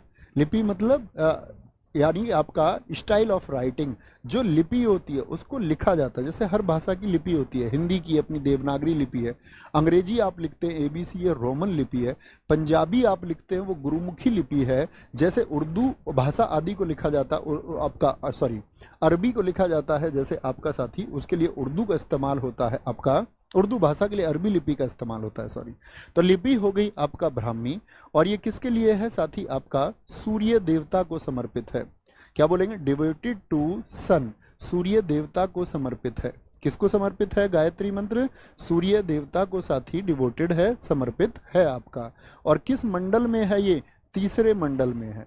मुझे बताओ ऋग्वेद में कुल कितने मंडल हैं साथी, मैंने आपको अभी बताया कल की कक्षा में ही या परसों की में, ऋग्वेद में कुल कितने मंडल है, तो आप कहेंगे भैया उसमें 10 मंडल हैं। कितने मंडल हैं, 10 मंडल हैं। तो यहाँ से क्वेश्चन बनेगा, ऋग्वेद में ही विष्णु जी का उल्लेख है, विष्णु जी का उल्लेख ये किस वेद में है, विष्णु जी का उल्लेख आप कहेंगे भैया वो ऋग्वेद में है। ऋग्वेद के किस मंडल को वंश मंडल कहा जाता है, क्या बोलेंगे, ऋग्वेद के कौन से मंडल है जिनको आपका क्या बोलेंगे 2 से 7 तक, इनको वंश मंडल कहा जाता है। ऋग्वेद में जो सर्वाधिक मंत्र हैं वो किस देवता को हैं, ऋग्वेद में सर्वाधिक जो मंत्र, क्योंकि इसमें पूजा विधि बताई गई है तो देवताओं का ही वर्णन है, तो किस देवता को है, अग्नि देवता को समर्पित है, ठीक है, अग्नि देवता को। और वेद जो ऋग्वेद को पढ़ने वाला होता है उसको क्या बोलते हैं, क्या बोलेंगे, ऋग्वेद को पढ़ने वाला उसको क्या बोलते हैं, ऋग्वेद की रचना पढ़ने वाला, जो पढ़ता था ऋग्वेद की रचनाओं को क्या बोलेंगे, स्टोरी टेलर ऑफ ऋग्वेद, पढ़ने वाले को हम बोलते थे होत्र, क्या बोलेंगे, होत्र। वर्ण शब्द का प्रयोग क्या बोलेंगे, वर्ण अर्थात जिसको हम जाति बोलते हैं, कास्ट बोलते हैं, वर्ण शब्द का प्रयोग सबसे पहले कहाँ पर किया गया है, तो ऋग्वेद में। जैसे बहुत सारे लोग कहते हैं वेदों ने तो जाति को जन्म दिया, लेकिन ऋग्वेद वर्ण को कहता है। वो जाति जन्म के आधार पर नहीं बताता, वो बताता है जाति किसके आधार पर, कर्म के आधार पर। जो शिक्षा लेने देने का काम करे वो ब्राह्मण, चाहे किसी भी जाति के हो, जो रक्षा कर पाए राष्ट्र की, कबीले की, अपने लोगों की, अपने इस देश की, वो सब क्षत्रिय हैं। जो व्यापार का काम करे वो वैश्य हैं, और जो अपने काम का चुनाव करे वो शूद्र हैं। तो ये सारी परिभाषाएं और जाति बदलती रहती थी। जैसे कोई ब्राह्मण यदि कभी रक्षा आदि के कार्य, किसी सेना का चुनाव कर लेता तो वो क्षत्रिय हो जाता, क्षत्रिय यदि ब्राह्मण का कार्य चुन लेता, क्षत्रिय यदि पढ़ाने का काम कर लेता तो वो ब्राह्मण हो जाता, शूद्र यदि शिक्षक बन जाता जाता तो वह ब्राह्मण हो जाता। तो वहां पर क्या था, आपका कन्वर्जन भी था। किसके आधार पर था, सारे बोले तो हम बोलेंगे भैया कर्म के आधार पर था, जाति के आधार पर कभी ना था। जाति के आधार पर तो हम मनुष्यों ने उसको बना लिया। आगे आगे, उद्दालक आरुणी और उनके पुत्र श्वेतकेतु के बीच ब्रह्म और आत्मा की अभिन्नता के विषय में प्रसिद्ध वार्तालाप किसमें वर्णित है। एक उद्दालक आरुणी हुए और उनके बेटे हुए श्वेतकेतु। आरुणी आपने पढ़ा होगा साथी, छोटी कक्षाओं में हमने पढ़ा था। आरुणी अपने गुरु के वचनों का इतना पालन करते थे कि जब ऋषि आश्रम में ये रह रहे थे तो उनको एक फसल में पानी जाने के लिए देखने की जिम्मेदारी आरुणी को दे दी गई। तो आरुणी जब मिट्टी से उस बहते हुए पानी को ना रोक पाए तो पूरी रात खुद लेटे रहे, क्योंकि उनके गुरु का ये आदेश था। तो ऐसे आरुणी थे। उर्जी आरुणी, क्योंकि बाद में वो आपका ब्रह्म ज्ञानी हुए, उन्हीं के बेटे हैं श्वेतकेतु। तो उन दोनों के बीच ब्रह्म को लेकर के जो चर्चा हुई वो किस उपनिषद में है, तो क्या बोलेंगे, वो भैया हमारा छांदोग्य उपनिषद में है। किसमें है, छांदोग्य उपनिषद में है। अब यहाँ से क्वेश्चन बनेंगे, मुझे बताओ उपनिषद कुल कितने मैंने आपको बताए थे। उपनिषद बोलते हैं साथी आपका उप माने आ, और निषद मतलब निकट बैठकर। गुरु के निकट बैठकर जो भी आप सीखते हैं वो उपनिषद है। उपनिषदों की संख्या कितनी है साथी आपका, तो 108 है। उपनिषदों में ही साथी क्या बताया गया है, 4 पुरुषार्थ। आपसे पूछे हमारे वैदिक जीवन में कितने पुरुषार्थ बताए गए हैं, 4 पावर्स बताई गई। आपका धर्म, ठीक है, अर्थ, एक साथी आपका काम, और एक बताया गया आपका मुक्ति अर्थात मोक्ष को। किसको, मोक्ष को बताया गया। आपसे पूछे साथी जैसे आपका एक पूछेगा आपसे सत्यमेव जयते किस उपनिषद से लिया गया है। सत्यमेव जयते को किससे लिया गया है, यानी सत्य की ही सदा विजय होती है। सत्यमेव जयते किससे लिया गया है, तो हम कहेंगे मुंडक उपनिषद से। किससे, ये मुंडक उपनिषद से साथी लिया गया है। आपसे कभी भी पूछे यम नचिकेता, यमराज से नचिकेता ने जीवन और मृत्यु के बारे में जो सवाल जवाब किए, वो संवाद कहाँ पर मिलता है कि जीवन क्या है, मृत्यु क्या है, ये कठ उपनिषद में मिलता है। किसमें, कठ उपनिषद में ये मिलता है। अब बात आती है जो हमारा क्वेश्चन था, छांदोग्य उपनिषद। ये एक महान उपनिषद है साथी, ये एक महान उपनिषद है। इसके बारे में बताने से पहले आपको कुछ बताऊंगा। कितने उपनिषद हैं, 108 है। मुझे पहले बताओ सबसे बड़ा उपनिषद कौन सा है, सबसे बड़ा उपनिषद, सबसे बड़ा जो उपनिषद है साथी वो कौन सा है, तो आप बोलेंगे वो वृहदारण्यक है। क्या बोलेंगे, वृहदारण्यक है। आरण्यक बोले तो जंगल, वृहदारण्यक उपनिषद है। क्या है, वृहद आरण्यक उपनिषद है। क्या बोलेंगे, वृहद आरण्यक उपनिषद है, वृहदारण्यक। और मैं आपसे पूछूं सबसे छोटा उपनिषद साथी कौन सा है, सबसे छोटा उपनिषद कौन सा है, तो आप बोलेंगे मांड्यूक्योपनिषद है। क्या बोलेंगे, मांड्यूक्योपनिषद है, अर्थात मांड्यूक्योपनिषद, MANDUKYOPNISHAD होगा, मांड्यूक्योपनिषद। अब छांदोग्य से क्या क्या क्वेश्चन पूछेगा, देखना बड़े ध्यान से, इंपॉर्टेंट क्वेश्चन यहाँ से बनते हैं। छांदोग्य से पूछता है महावीर स्वामी का सिद्धांत है जियो और जीने दो। जानते हैं, थम्स अप करें। बोलते हैं महावीर स्वामी का जो सिद्धांत है, पूछता है क्या सिद्धांत है, क्या नारा उन्होंने दिया, जियो और जीने दो। क्या बोलेंगे, जियो और जीने दो। ठीक है, जियो और जीने दो। ये कहाँ से लिया गया है, ये महावीर स्वामी ने छांदोग्य उपनिषद से लिया। साथ ही अद्वैतवाद का जो सिद्धांत है, अद्वैतवाद के प्रवर्तक कौन है, अद्वैतवाद आदिगुरु शंकराचार्य जी का है। उनका जो साथी अद्वैतवाद का सिद्धांत है वो कहाँ से लिया गया है, तो आप बोलेंगे अद्वैतवाद का सिद्धांत भैया आपका छांदोग्य से लिया गया है। आपसे पूछे बुद्ध के 4 आर्य सत्य, बुद्ध के जो 4 आर्य सत्य हैं, महात्मा बुद्ध ने जो 4 आर्य सत्य लिए वो छांदोग्य उपनिषद से लिए, ये आपको पता होना चाहिए। ठीक है, उन्होंने भी कहाँ से, क्योंकि सब लोगों के पास ज्ञान का आधार तो वही था। तो बुद्ध के 4 आर्य सत्य जानते, दुख है, दुख का कारण है, दुख का निराकरण भी है, और दुख का निराकरण अष्टांगिक मार्ग है। यानी बुद्ध कहते थे आप भी समझना, और वो कहाँ लिखा हुआ, छांदोग्य उपनिषद इस बात को कहता है कि दुनिया में दुख है, उसका एक रीजन होता है, और रीजन क्या है उसका, तो रीजन है तो फिर कारण अगर है तो सॉल्यूशन भी होगा। आप लोग हमेशा समझ जाना साथी, कभी भी विपत्ति यदि पैदा होती है तो उसका सॉल्यूशन उसके साथ जन्म लेता है, वो हल हो ही जाएगी, अब नहीं होगी तो कभी और होगी, तो उसके लिए चिंता नहीं करनी है। तो ये छांदोग्य उपनिषद कहता है। आगे आते हैं अगले क्वेश्चन पर। गोपथ ब्राह्मण का संबंध किससे है? साथी वेद लिखे गए, वेद के बाद में वेदों को और अधिक स्पष्ट समझने के लिए आपका लिखे गए वेदांग, जो मैंने आपको कल बताया, शिक्षा, कल्प, ज्योतिष, व्याकरण, निरुक्त, छंद 6 हैं। उसके बाद में साथी फिर ब्राह्मण ग्रंथ लिखे गए। तो ब्राह्मण ग्रंथ क्या है देखेंगे। गोपथ ब्राह्मण का संबंध किससे है? यजुर्वेद से है, सामवेद से है, या फिर अथर्ववेद से है? तो ये अथर्ववेद की स्पष्टीकरण करता है। ऋग्वेद के हैं ऐत्रेय और कौशिक की। मोस्ट इंपोर्टेंट क्वेश्चन, इसको मार्क करना। ऐत्रेय और कौशिक की किसके ब्राह्मण ग्रंथ है, यानी किसकी स्पष्ट व्याख्या वो करते हैं। जैसे सामवेद का साथी आपका पंचविश और षड्विश हैं। क्या बोलेंगे? पंचविश और साथी आपका षड्विश किसके हैं? पंचविश और षड्विश वो सामवेद के हैं। और यजुर्वेद के आते हैं साथी आपके शतपथ और तैत्तिरीय। शतपथ को बहुत महत्वपूर्ण मार्क करें, ये बहुत ज्यादा पूछा जाता है। तैत्तिरीय, क्या बोलेंगे? शतपथ और तैत्तिरीय। शतपथ बहुत पूछा जाता है, किसका ब्राह्मण ग्रंथ है? तो हम कहेंगे यजुर्वेद का है। निम्नलिखित में से कौन सा एक वेदांग नहीं है? अगर आपने कल की कक्षा की थी, पिछली कक्षा, तो आप ये उत्तर बहुत जबरदस्त देने वाले हैं। तो कल्प होता है या नहीं होता? निरुक्त होता है, जी हाँ। स्मृति नहीं होता है। शिक्षा, कल्प, ज्योतिष, व्याकरण, निरुक्त और छंद, ये क्या होते हैं साथी? आपके 6 होते हैं। तो कौन कौन से नहीं लिखे हुए? आपका शिक्षा, ज्योतिष नहीं लिखा हुआ। शिक्षा, ज्योतिष, कल्प, निरुक्त, छंद नहीं लिखा हुआ। नहीं, शिक्षा, कल्प, ज्योतिष, निरुक्त, छंद। एक मैं भी भूल रहा हूं क्या? शिक्षा, कल्प, ज्योतिष, निरुक्त और छंद, एक भूल रहे हैं साथी। बताएं कौन सा होगा? क्या आप बता सकते हैं? स्मृति तो नहीं होगा, सी विकल्प एकदम सही नहीं है। मैंने बोला शिक्षा, हाँ, एक व्याकरण रह गया। व्याकरण, शिक्षा, कल्प, ज्योतिष, व्याकरण, निरुक्त, छंद, ये इस तरह मैंने आपको बताए थे। तो कितने होते हैं आपके? कुल 6 होंगे, ये याद रखेंगे। हमारे एक साथी ने, बहुत सारों ने लिखा व्याकरण, ग्रामर, बहुत खूब। आगे आएंगे। अवेस्ता और ऋग्वेद में समानता है। अवेस्ता किस क्षेत्र से संबंधित है, यानी अवेस्ता किन का है आपका?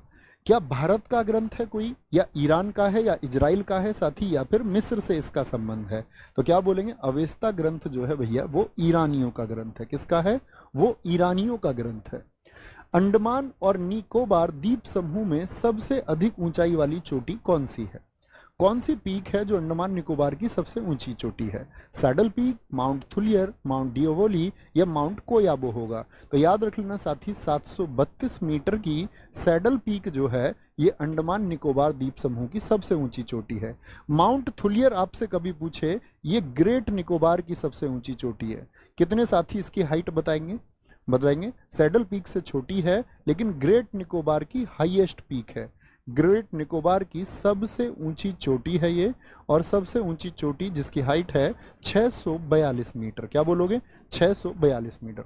आपसे कभी भी पूछे साथी सैडल पीक जो है अंडमान के किस हिस्से में है, तो ये नॉर्थ अंडमान में है। किस में है? नॉर्थ अंडमान में है, यानी कि उत्तरी अंडमान में इसकी स्थिति है। ये बात याद रखेंगे। मैंने आपको बताया था अंडमान और निकोबार दोनों जो अलग होते हैं, सेपरेट होते हैं साथी, ये किस डिग्री आपका अक्षांश के द्वारा अलग होते हैं। तो 10 डिग्री अक्षांश क्या करता है? इनको अलग करता है। कभी गलती ना करें। आगे आएंगे। केटू के बाद भारत में निम्नलिखित में से कौन सा द्वितीय सर्वोच्च पर्वत है? केटू के बाद, क्योंकि भारत की सबसे ऊंची चोटी केटू है। दुनिया की सबसे ऊंची चोटी कौन सी है? वो सागरमाथा है, माउंट एवरेस्ट है। क्या बोलेंगे? Highest peak of world. दुनिया की सबसे ऊंची चोटी कौन सी है साथी? दुनिया की सबसे ऊंची कौन सी पीक है? तो आप कहेंगे सबसे ऊंची पीक है भैया आपका माउंट एवरेस्ट। क्या बोलेंगे? माउंट एवरेस्ट है साथी आपका। और माउंट एवरेस्ट की जो हाइट है वो 8,848 मीटर है। ठीक है, 8,848। इसी को साथी हम क्या बोलते हैं? सागरमाथा। मुझे बताएंगे किस देश में स्थित है? इसी को हम सागरमाथा बोलते हैं। और ये किस देश में है साथी आपका? तो हम बोलेंगे ये नेपाल में स्थित है। तो ये नेपाल की सबसे ऊंची चोटी हुई, भारत की नहीं, कभी गलती मत कर देना। भारत की सबसे ऊंची चोटी केटू है, जिसकी हाइट है 8,611 मीटर। किस हिस्से में है ये साथी आपका? ये पीओके, पाक अधिकृत कश्मीर, पाक ऑक्यूपाइड कश्मीर में है। अब पूछ रहा है कि दूसरा केटू के बाद में कौन है? कंचनजंगा। आप मुझे बताओ कंचनजंगा किस राज्य में है? कंचनजंगा की हाइट भी कम नहीं है, 8,598 मीटर है। यानी याद रख लेना, ये K2 से सिर्फ और सिर्फ साथी आपका 13 मीटर कम है। कितना अंतर है? 13 मीटर का कम है। सर आपका 8,850 हो गया। वो दोस्ती सिर्फ आपका कैलकुलेशंस है कि वहाँ पे कचरा छोड़ आए हैं लोग, बर्फ़ जम गई है। एक्चुअल हाइट जो होती है वो चोटी की, उस पत्थर की मापी जाती है, बर्फ़ कभी नहीं मेजर की जाएगी। ऐसे तो समतल पे बर्फ़ जम जाएगी तो वो तल बदलते रहेंगे। 8,848 स्टैंडर्ड है, ठीक है। तो कंचनजंगा 8,858 मीटर किस राज्य में साथी? सिक्किम में स्थित है। कॉमेट आपका उत्तराखंड में है। नंदा देवी साथी कहाँ पर है? उत्तराखंड में है। कहाँ पर है? उत्तराखंड में है। आगे आएंगे। निम्न नदियों में से किसका उद्गम है जो भारत में नहीं है? यानी बाकी नदियां, उनका ओरिजिन कहाँ से है? इंडिया से है। तो ओरिजिन इंडिया। व्यास नदी का ओरिजिन क्या इंडिया से है? जी हाँ। चेनाब का इंडिया से है? जी हाँ। बात करेंगे इन सब के बारे में अगले सेट्स में, कहाँ कहाँ से है। उद्गम जिसका भारत में नहीं है वो सतलज है। तो फिर सतलज नदी साथी कहाँ से निकलती है, जरा बताएंगे। ये राकस ताल झील से निकलती है। कहाँ से? राकस ताल झील से निकलती है, जो कि भारत में ना होकर के कहाँ पर है? राकस ताल भारत में ना होकर के तिब्बत में है। और यहीं पर साथी एक जगह है आपका जिसको बोलते हैं लांगचेन खंबाव। क्या बोलते हैं? लांगचेव खंबाव जगह से ये निकलती है। कौन सा प्लेस है? लांगचेन खंबाव जगह से ये निकलती है। भारत में जो सतलज का प्रवेश होता है वो किस दर्रे से होता है? भारत में जो ये साथी एंट्री करती है वो भारत में एंट्री करती है ये सिपकिला दर्रे से। क्या बोलेंगे? सिपकिला पास से, सिपकिला पास से ये होकर के भारत में क्या कर जाती है? एंट्री कर जाती है, ठीक है। अच्छा, मुझे एक बात और बताएं कि सतलुज जो है वो किस राज्य में बहती है? सबसे ज़्यादा जाना जाता है। तो सतलुज की अगर हम बात करें, ये पंजाब की सबसे लंबी नदी है बहने वाली। पंजाब में बहने वाली, क्या बोलेंगे? पंजाब में बहने वाली, आपसे कभी पूछे पंजाब में बहने वाली सबसे लंबी नदी है ये। क्या है? सबसे लंबी रिवर है, सबसे लंबी नदी है। Longest river in Punjab is Sutlej, ठीक है। और आपका अगर मैं बात करूं, झेलम जो है साथी आपका व्यास से जो मिलती है, यानी व्यास और सतलज का जो संगम होगा, संगम का मतलब है दोनों का जो मेल होता है, व्यास और सतलज का जो संगम है साथी, वो हरि के बैराज पर होता है।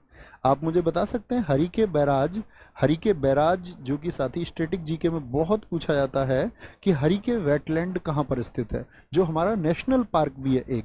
तो ये कहाँ पर है? ये पंजाब में है। क्या बोलोगे? पंजाब में है आपका हरि के नेशनल पार्क, हरि के वेटलैंड भी है साथी आपका, और हरि के बैराज भी है। कहाँ पर है? पंजाब में। बहुत शानदार। निम्नलिखित नदियों में से किनके स्रोत बिंदु, यानी सोर्स पॉइंट, जो ओरिजिन पॉइंट हैं वो लगभग एक ही हैं। यानी कि जहां से इनका ओरिजिन हुआ, जहां से इनका उद्गम हुआ, इसी को हम क्या बोलते हैं? उद्गम बिंदु बोलें या साथ ही स्रोत बिंदु बोलें, वो लगभग एक ही हैं। एक ही जगह से लगभग वो निकलती हैं, बस थोड़ा सा अंतर है। किसके हैं? ब्रह्मपुत्र और गंगा, तापी और व्यास, ब्रह्मपुत्र और सिंधु, और आपका सिंधु और गंगा। तो क्या चुनाएंगे, बताएंगे एक बार। फटाफट से सारे साथियों के आंसर आने चाहिए। बहुत बढ़िया। सत्यम सिंह कह रहे हैं गंगा और ब्रह्मपुत्र। गंगा तो दोस्त भारत से बहती है और ब्रह्मपुत्र भारत के बाहर से, इन दोनों का तो नहीं हो सकता। कई साथियों का उत्तर आया सी, ब्रह्मपुत्र और सिंधु। बहुत गजब, बहुत शानदार। ब्रह्मपुत्र की अगर हम बात करें तो सबसे पहले मुझे ब्रह्मपुत्र बताओ। इसका जो उद्गम है वो मानसरोवर झील से है। क्या बोलेंगे? मानसरोवर लेक जो है साथी, ये इसका ओरिजिन पॉइंट है। और मानसरोवर झील के साथी बोखरचू ग्लेशियर से ये निकलती है। किससे? बोखरचू हिमनद जिसको हम कहते हैं, बोखरचू ग्लेशियर किससे निकलती है? तो भैया ये निकलती है आपका बोखरचू ग्लेशियर से, ठीक है। बोखरचू ग्लेशियर से ये निकलती है। और सिंधु नदी की यदि हम बात करते हैं तो ये आपका चेमायू गडुंग से निकलती है। कहाँ से? चेमायू गडुंग से ये निकलती है। चेमायू गडुंग हिमनद अर्थात चेमायू गडुंग ग्लेशियर से ये निकलती है, ये आपको पता होना चाहिए। और अगर बात करें तो उस जगह को बोला जाता है सिनका बाव जलधारा। क्या बोलेंगे? सिनका बाव, सिनका बाव जलधारा, ये सिंधु नदी का ओरिजिन है। सिनका बाव जलधारा, ये बात याद रखेंगे, ठीक है। सिनका बाव जलधारा से। तो इन दोनों के क्या है? ओरिजिन एक ही है। अगर मैं आपसे पूछूं साथी, जो विश्व का सबसे बड़ा नदी द्वीप है, सबसे बड़ा जो रिवर आइलैंड है, सबसे बड़ा नदी द्वीप वो किस नदी में बनता है?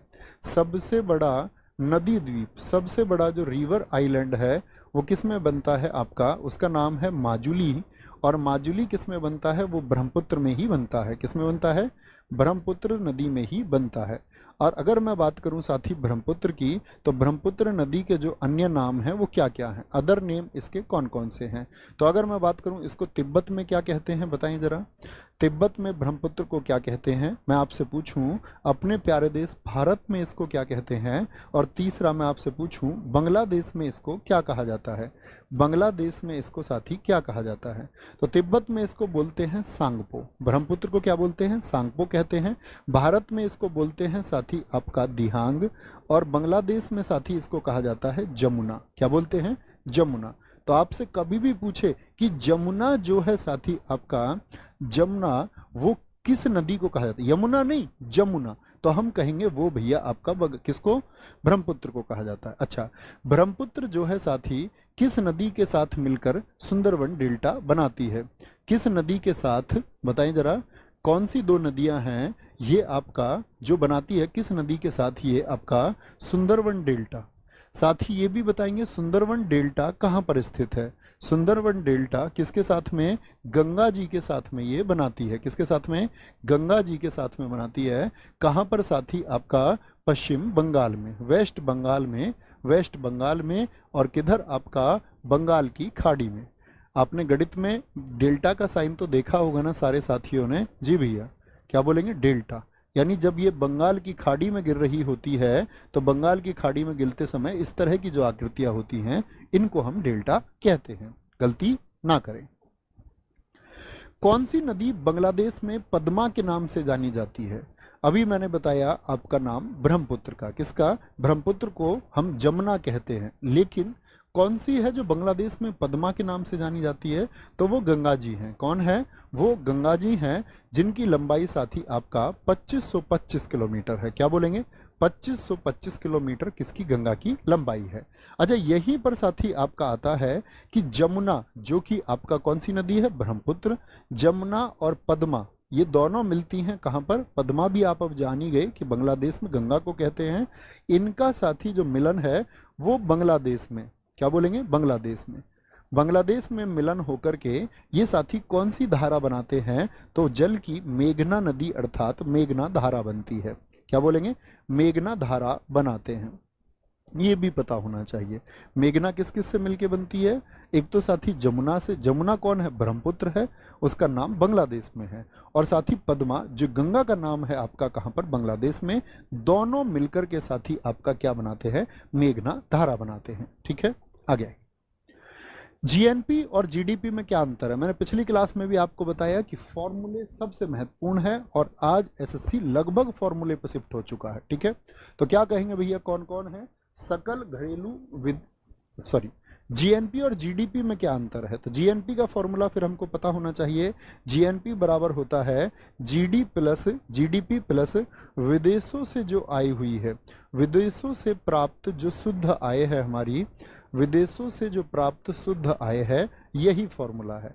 यानी कि आपसे पूछे अब जीडीपी को इधर लेकर के आ रहे हैं, तो जीएनपी माइनस जीडीपी वो क्या बच जाएगा, वो बच जाएगा विदेशों से प्राप्त शुद्ध आय, यानी ऑप्शन डी सही हो जाएगा।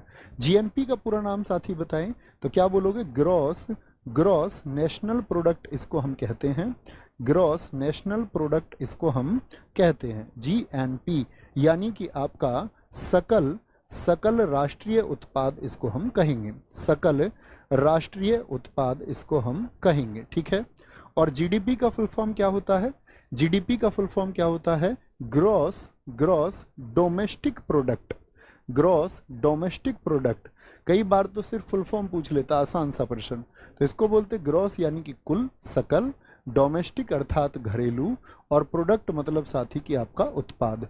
तो कभी ना भूलें फॉर्मूला, क्या बोलेंगे, जो हमको जीएनपी निकालना है, जीएनपी में हम, जीएनपी बराबर होगा जीडीपी में हम विदेशों से भी जो हमें इनकम हो रही है खर्चे काट करके, उसको हम बोलेंगे शुद्ध आय, और वही बनाएगी हमारी जीएनपी को। ठीक है, आगे आएंगे। नेक्स्ट है, सकल राष्ट्रीय उत्पाद जीएनपी किसके बराबर होता है? तो क्या फॉर्मूला बना बताएंगे?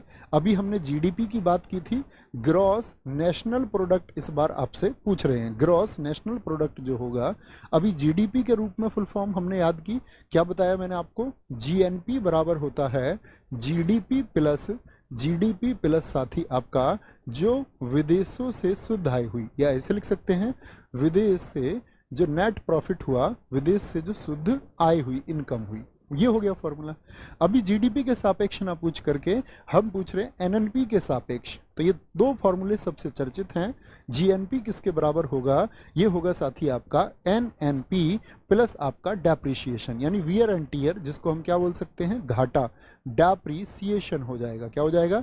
डेप्रिसिएशन, अर्थात जिसको हम घाटा कहते हैं। ठीक है, वहां से तो आय जुड़नी है, यहां पर क्या जुड़ेगा? घाटा। क्या बोलेंगे? बोलेंगे अभी फटाफट से, घाटा होगा। कोई दिक्कत, कोई परेशानी नहीं? वो साथी गलत माना शुभम सेन एसएससी ने। एसएससी गलती है, आयोग हमेशा सही उत्तर नहीं देता है। आयोग के उत्तर को आप हमेशा सही ना माने, ठीक है? ये बात, मेरी बात सुन पा रहे हैं आप? एक बार थम्स अप करके बताएं। आयोग से अक्सर गलतियां होती हैं, वो कई बार गलत उत्तर दे देता है, ठीक है? विभेद होते हैं, फिर लोग कोर्ट चले जाते हैं उसको लेकर के, फिर कई बार उनको उत्तर अपनी गलती माननी पड़ती है, लेकिन बाद में तो मानते भी नहीं है जब लोगों की ज्वाइनिंग हो जाती है, क्योंकि उस प्रश्न पे ज्वाइनिंग हो चुकी होती है।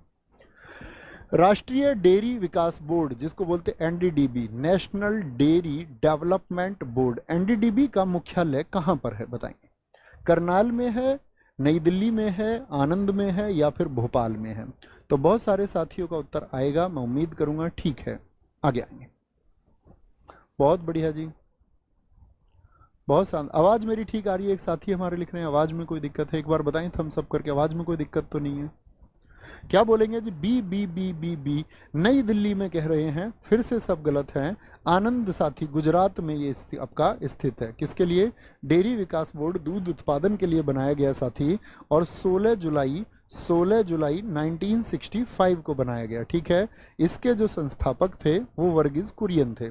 कौन थे इसके फाउंडर? आपका वर्गीज कुरियन थे। वर्गीज कुरियन इंडियन थे कि नहीं, बताना जरा। जी भैया, भारत के ही थे, दक्षिण भारत से संबंध रखते थे वर्गीज कुरियन। इनको हम किस क्रांति के लिए जानते हैं? तो इनको हम दुग्ध क्रांति, यानी कि ऑपरेशन फ्लड, क्या बोलेंगे? दुग्ध क्रांति के ये जनक हैं, दुग्ध क्रांति के ये जनक हैं। इन्हीं को हम बोलते हैं आपका साथी व्हाइट रिवॉल्यूशन। क्या बोलेंगे? श्वेत क्रांति। व्हाइट रिवॉल्यूशन बोले तो आपका श्वेत क्रांति के जनक कौन है? क्या बोलोगे? श्वेत क्रांति के जनक कौन है? तो हम बोलेंगे आपका वो वर्गीज कुरियन है, वर्गीज कुरियन है। अच्छा, अब आगे मुझे बताएंगे, जैसे करनाल ऑप्शन आ रहा था, भारतीय कृषि अनुसंधान संस्थान कहाँ पर है? भारतीय कृषि अनुसंधान संस्थान, भारतीय कृषि, इंडियन एग्रीकल्चर रिसर्च इंस्टीट्यूट साथी कहाँ पर है? अनुसंधान संस्थान कहाँ पर है? ठीक है, एक तो ये आपको आंसर बताना है। जैसे कृषि अनुसंधान संस्थान हो गया, ऐसे ही राष्ट्रीय डेयरी अनुसंधान संस्थान है। राष्ट्रीय डेयरी अनुसंधान संस्थान कहाँ पर है? अनुसंधान संस्थान कहाँ पर है? ऐसे ही आप मुझे बताएं, भारतीय बागवानी, यानी कि हार्टिकल्चर के लिए भारतीय बागवानी अर्थात हार्टिकल्चर रिसर्च साथी जो सेंटर है वो कहाँ पर है? ऐसे ही साथी बताओ, इंडियन वेजिटेबल रिसर्च इंस्टीट्यूट कहाँ पर है? भारतीय सब्जी अनुसंधान संस्थान ये कहाँ पर है? बोलेंगे जी। तो कृषि, क्या कृषि में तो भारतीयों का दिल लगता है। क्या बोलेंगे? कृषि में क्या लगता है? भारतीयों का दिल लगता है। तो दिल से बनेगा दिल्ली। क्या बनेंगे? दिल से बनेगा दिल्ली। और राष्ट्रीय डेयरी, यहाँ पर बच्चे जो पिछला प्रश्न करनाल दे रहे थे, वो डेयरी डेवलपमेंट बोर्ड नहीं है, राष्ट्रीय डेयरी अनुसंधान संस्थान करनाल में है। अगर आप पढ़ाई लिखाई नहीं करोगे तो घर के क्या बोलेंगे तुमसे कि भैया तुम अब डेयरी करना। क्या डेयरी मतलब? तुम्हारे लिए भैंस बांध देंगे, फिर वो बोले अब तुम दूध काढ़ो और बेचो बाजार में। भारतीय बागवानी अनुसंधान संस्थान कहाँ पर है? बाग कहाँ पर होते हैं भैया? बंगलू में होते हैं। कहाँ पर होते हैं? बंगलू में। भारतीय सब्जी अनुसंधान संस्थान ये वाराणसी में है। कहाँ पर है? वाराणसी, यूपी में स्थित है, वाराणसी में स्थित है। भारत में कृषि जनगणना कितने वर्षों के अंतराल पर आयोजित होती है? जैसे मैं आपसे पूछूं कि आपका जो जनगणना है वो तो 10 वर्षों में होती है, व्यक्तियों की जो जनगणना होती है, तो क्या बोलेंगे भैया? आपका बताएं एक बार। कृषि जनगणना जो है आपका कृषि जनगणना आपका साथी बताएंगे, कृषि जनगणना कितने वर्षों के अंतराल पर आयोजित होती है? 5 साल, 2 साल, 4 साल या फिर 3 साल में आयोजित होती है? तो क्या बोलेंगे भैया, आपका 5 साल में होती है कृषि जनगणना। तो पहली बार कब हुई थी बताएं एक बार। तो पहली बार कृषि जनगणना हुई भैया हमारी, क्या बोलेंगे, पहली बार हुई थी 1970-71 में। ठीक है, 1970-71 में हुई। और इसकी जो गणना करता है वो केंद्रीय कृषि कल्याण मंत्रालय के द्वारा, क्या बोलेंगे, केंद्रीय कृषि कल्याण मंत्रालय द्वारा, कृषि कल्याण, केंद्रीय कृषि कल्याण मंत्रालय द्वारा ये जनगणना की जाती है। अच्छा मुझे बताएं, आपका जो साथी पशु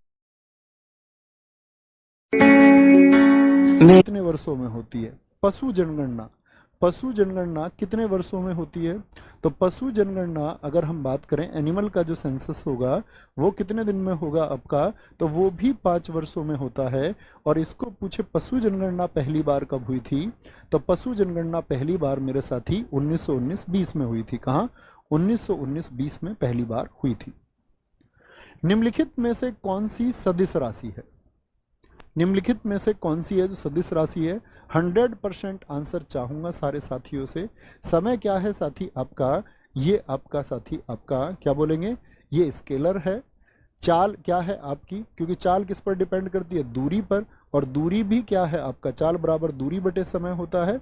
तो चाल भी किस पर डिपेंड करती है? दूरी पर।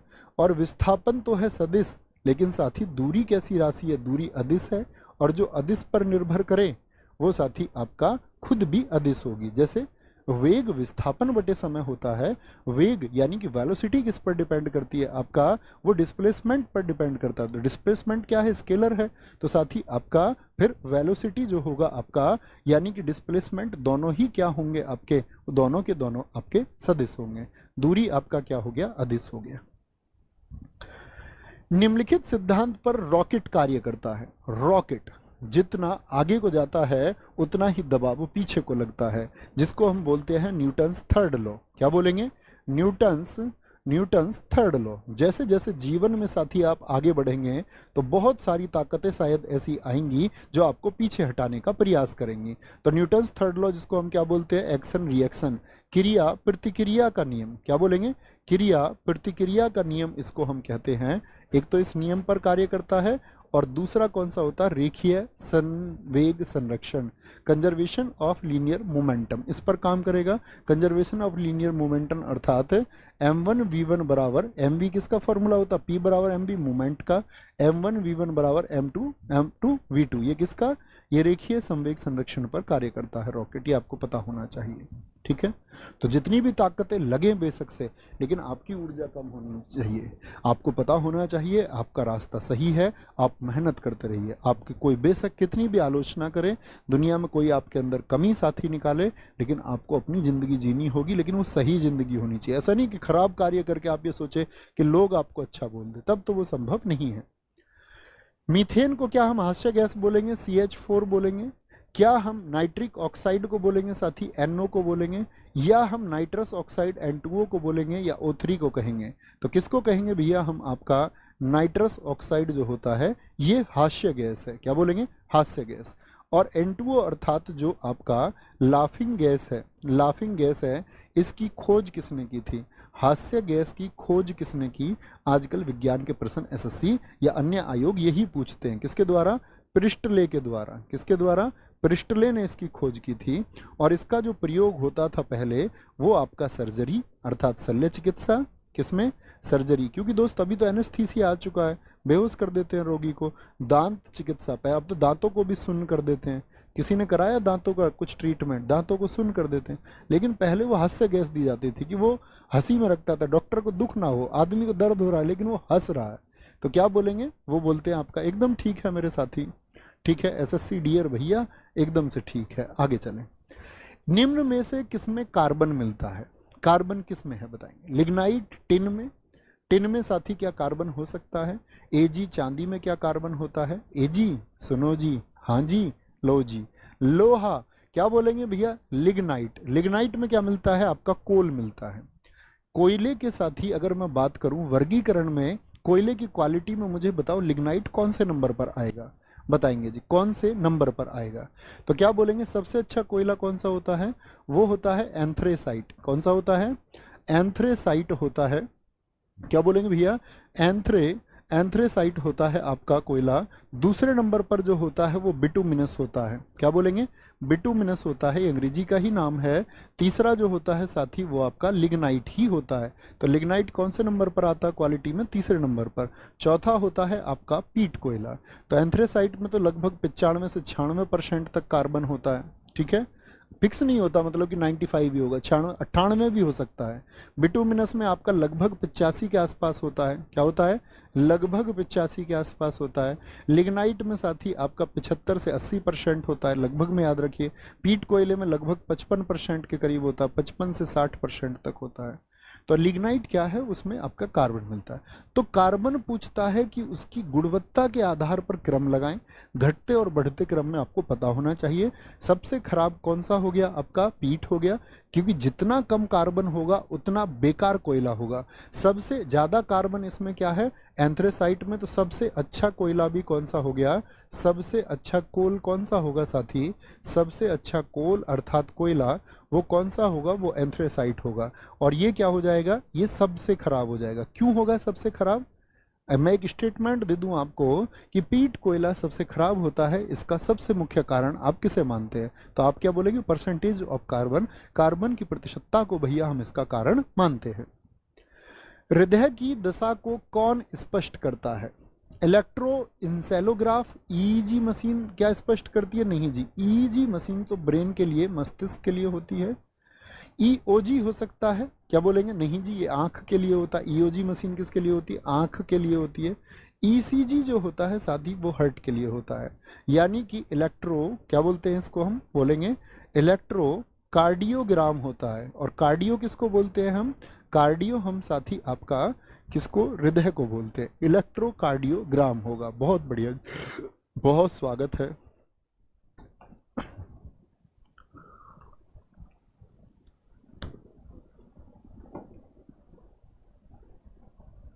भैया क्लास लेते समय नोट्स बनाए कि पीडीएफ बनाए, भैया तुम मेरे से अपने सिर पे खड़े हो जाओ नोट्स बनाते टाइम। तुम पढ़ते पढ़ते ग्रेजुएट हो सके इतने सारे, तुम्हें यही नहीं पता चला पढ़ना कैसे, नोट्स कैसे बनाने हैं। मैंने बोला मेरे साथ लिखना है। पहली क्लास तुम करते नहीं, पहली क्लास में बताया हुआ है, शुरुआत के 15 मिनट की क्लास देखो, नोट्स कैसे बनाने हैं कैसे नहीं बनाने हैं वो सब बताया हुआ है। छोड़ छोड़ के तुम क्लासेस करते हो, कैसे तुम सेलेक्ट हो गए, फिर तुम रोते हो तुम्हारे पड़ोस में किसी का सिलेक्शन हो जाता है, और फिर पता है क्या कहते हो, उसके तो मुझसे मॉक टेस्ट में कम नंबर आते थे, हमेशा कम आते थे, और फिर मेरे तो मॉक टेस्ट में उससे ज़्यादा आते थे, फाइनल टेस्ट में नंबर ही नहीं आया, उसका आ गया। ये लास्ट टाइम की कहाँ पर आपको कंटिन्यूटी बनानी है वो सबसे ज़्यादा ज़रूरी है। सारी क्लासेस भाई किया करो।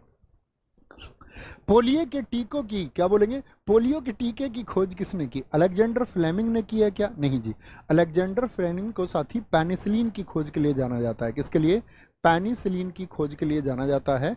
और अलेक्जेंडर फ्लेमिंग ने जो पेनिसिलिन की खोज की वो 1929 में की। जॉन साल्क ने की थी, जी भैया। पोलियो के टीके को जो खोजा वो जॉन साल्क ने खोजा और 1952 में खोजा, 1952 में। रॉबर्ट कोच को हम किसके लिए जानते हैं, इन्होंने टीबी के जो बैक्टीरिया है, टीबी के जीवाणु की खोज इन्होंने की। टीबी का जो जीवाणु है वो खोजा किसने साथी, रॉबर्ट कोच ने खोजा। एडवर्ड जेनर को हम जानते हैं चेचक के टीका, क्या बोलेंगे, चेचक का टीका किसने बनाया, क्या बोलेंगे, वैक्सीन ऑफ कॉलेरा, चेचक का टीका साथी 1796 में एडवर्ड जेनर ने बनाया। ऐसे ही पूछा जाता है इंसुलिन का टीका किसने बनाया, इंसुलिन का टीका, इंसुलिन जानते हैं ना, मुझे बताओ इंसुलिन क्या कवर करता है बॉडी में, इंसुलिन का टीका वो बेंटिक ने बनाया साथी, आपका बेंटिक ने बनाया। ऐसे ही आपसे पूछेगा टीबी का जो टीका बनाया वो तो जीवाणु की खोज की, टीबी से टीका होता बचने के लिए, वो ग्यूरिन और कॉलमेट ने बनाया। किसने बनाया, ग्यूरिन और साथी आपका कॉलमेट ने उसको बनाया, कॉलमेट ने।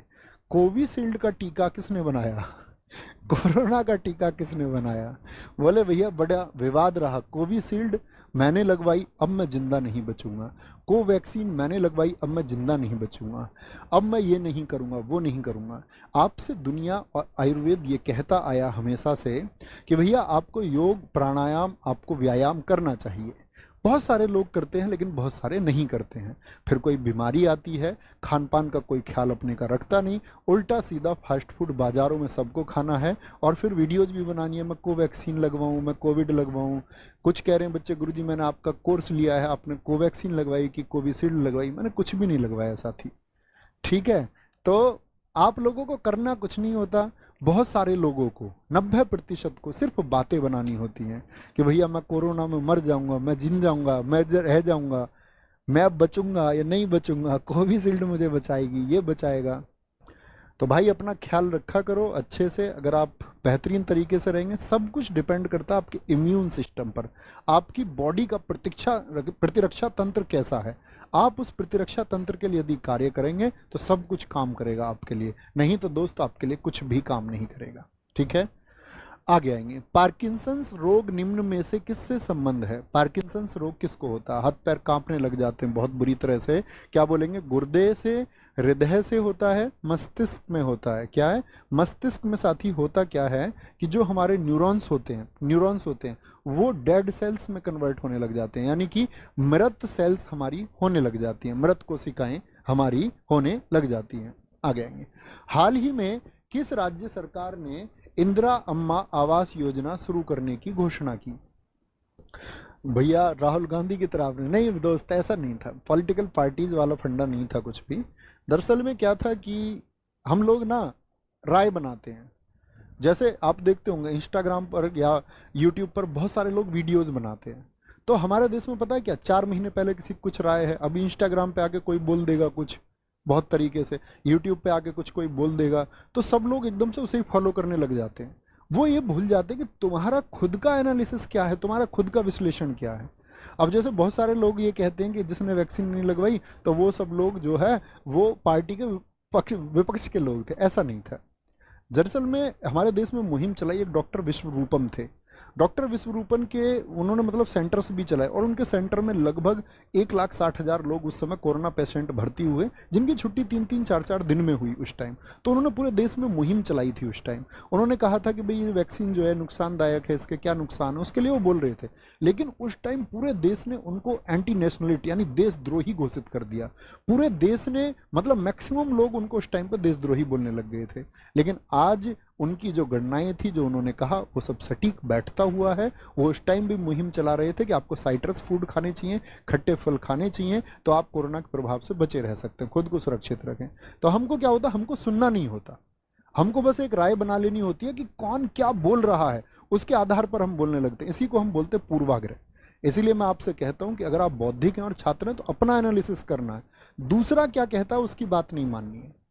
जब आप उछल के किसी की बात मानेंगे, जब आप यूट्यूबर्स की बात मानेंगे, कौन क्या कहता है, ध्रुव राठी कौन क्या कहता है, किसी अन्य व्यक्ति ने क्या कहा, राहुल गांधी ने क्या कहा, नरेंद्र मोदी ने क्या कहा, आपको किसी की बातों का विश्वास नहीं करना, आपको सेल्फ एनालिसिस करना है।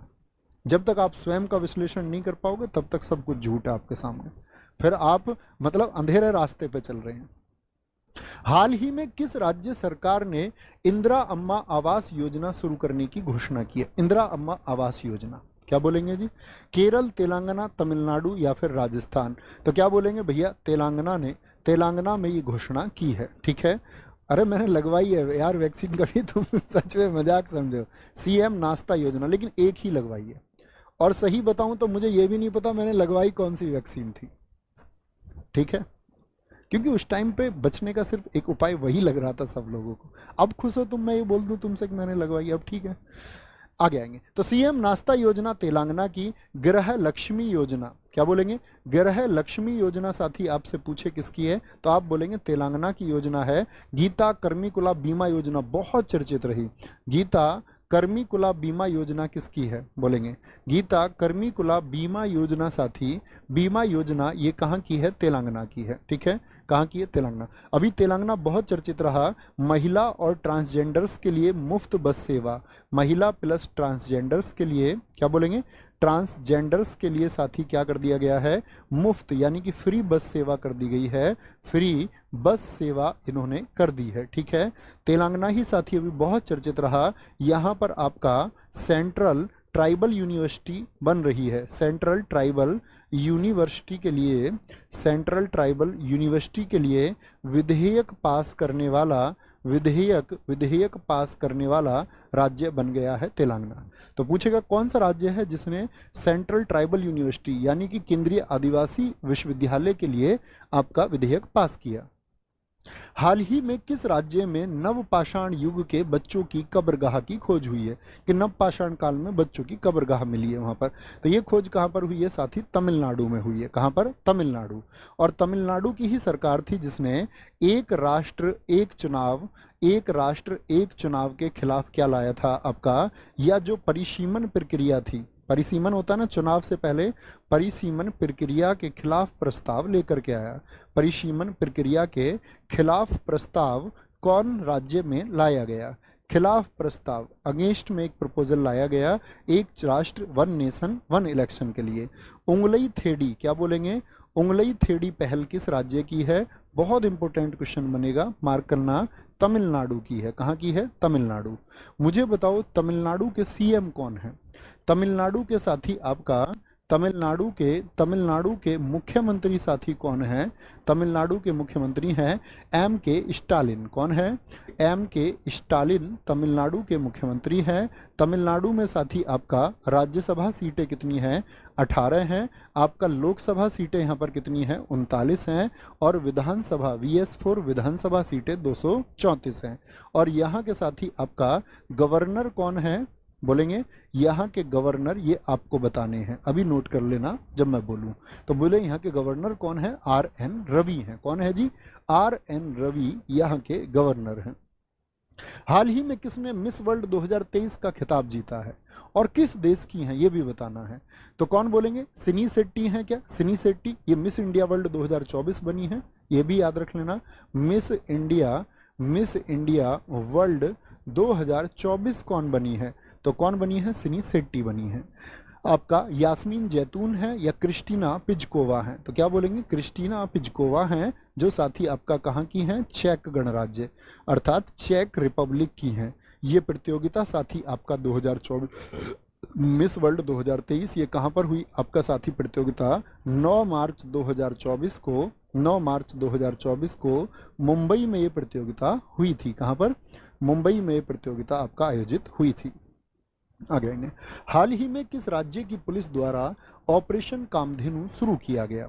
ऑपरेशन कामधेनु को शुरू किया गया है, बोलेंगे। जम्मू कश्मीर, मध्य प्रदेश, उत्तर प्रदेश या फिर बिहार, किसके लिए आया ये साथी आपका?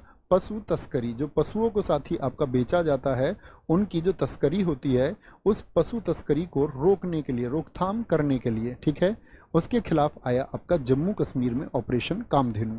मुझे बताओ ऑपरेशन कन्विक्शन कहाँ पर आया था साथी आपका? ऑपरेशन कन्विक्शन ये आया था आपका यूपी में। कहाँ पर? यूपी में। किसके खिलाफ? गो हत्या के खिलाफ, ताकि गाय की हत्या पर रोक लगाई जा सके। गो हत्या के खिलाफ ऑपरेशन कन्विक्शन आया, ठीक है। मुझे बताओ ऑपरेशन नन्हे फरिश्ते किसके द्वारा लॉन्च किया गया था? ऑपरेशन नन्हे फरिश्ते किसके द्वारा लॉन्च किया गया? तो आप बोलेंगे आरपीएफ द्वारा ये लाया गया, आरपीएफ द्वारा। इन्होंने कितने साथी आपका 549 जो बच्चे खोए हुए थे वो अपनी फैमिलीज से मिलवाए। 549 बच्चे फैमिलीज, क्या बोलेंगे, सॉरी, फैमिलीज से मिलवाए। खोए हुए बच्चे हैं, सीधी सी बात है, तभी फैमिली से मिलवाए। आपका साथी अगर मैं पूछूं ऑपरेशन नार्कोस किसने जारी किया? तो ऑपरेशन नार्कोस साथी आपका आया आरपीएफ द्वारा ही, और रेलवे प्रोटेक्शन फोर्स ने इसको शुरू किया। और नशीले पदार्थों पर रोक के लिए, किस पर? नशीले पदार्थ यानी कि आपका जो ड्रग्स है, नशीले पदार्थ पर जो तस्करी है उसको रोकने के लिए, तस्करी पर रोक लगाने के लिए आरपीएफ ने इसको लॉन्च किया। कोई दिक्कत, कोई परेशानी? अब आते हैं साथी आपका आज के होमवर्क की तरफ, और वो है ऑपरेशन सजग भारत के किस सुरक्षा बल द्वारा शुरू किया गया? बहुत इंपॉर्टेंट क्वेश्चन है। अपने साथे जितने भी सारे के सारे साथी छात्र हैं, हर अच्छे छात्र से हमेशा मैं उम्मीद करता हूं कि वो एक रिसर्चर की तरह रहेगा। किसी और की खोजी गई थोप के बारे में आपको साथी जो चीज़ें आप पर थोपी गई हैं उसके बारे में आपको थोड़ी रिसर्च करनी होगी, समझना होगा चीज़ों को। नहीं, अंधकार में नहीं जीते रहना, हमेशा अंधेरे में रहो। अभी आपका स्टूडेंट लाइफ है तो अभी अपने सिलेबस की रिसर्च कीजिए, जैसे जैसे समय मिले थोड़ा अतिरिक्त चीज़ों को भी जानने का प्रयास किया करो। और सुनो मेरी बातें ध्यान से, जो मेहनत करते हैं स्टूडेंट्स उनके लिए है एक वाह, सुंदर सी वाह के साथ में कि मुझसे मेरे ख्वाब ना पूछो, कि मुझसे मेरे ख्वाब ना पूछो, मेरी पलकों का अब नींद से कोई ताल्लुक नहीं है। ये एक स्टूडेंट की पहचान होती है। ऐसा नहीं है कि जागे ही रहना है, सोना है, लेकिन नींद बीच में नहीं आनी चाहिए, आपको परेशान नहीं करनी चाहिए। आपका एक स्टूडेंट का फिक्स शेड्यूल होना चाहिए, एक टाइम टेबल होना चाहिए। कभी कभार कम ज़्यादा प्लस माइनस चलता है, लेकिन ज़्यादातर उसको फॉलो करने का प्रयास करें। और आपका एक लंबा टाइम टेबल नहीं होना चाहिए। मैं आपको एक सलाह देता हूँ आपके भाई की तरह, मेरे सारे भाई बहन इस बात को मानें कि आप अपना डेली का टाइम टेबल बनाएं और पिछली चीज़ों के आधार पर बनाएं आप क्या कर रहे हैं। और जब आप साथी देर रात हो जाए, जब आप पढ़ के सोने जाने वाले हों, उस टाइम आपको अच्छी भावना ये आनी चाहिए कि हाँ आपने मेहनत की है। और अगर आपको वो भावना नहीं आती है और आपको लगता है कि मैंने कुछ मिसिंग किया, तो साथी उस टाइम पे जो आपसे बेहतर कर रहा होगा वो आपसे आगे पहुंचेगा। तो अपना ख्याल रखिए बहुत सारा, बस मेहनत करते रहिए, एक दिन सब कुछ अच्छा होगा उसी उम्मीद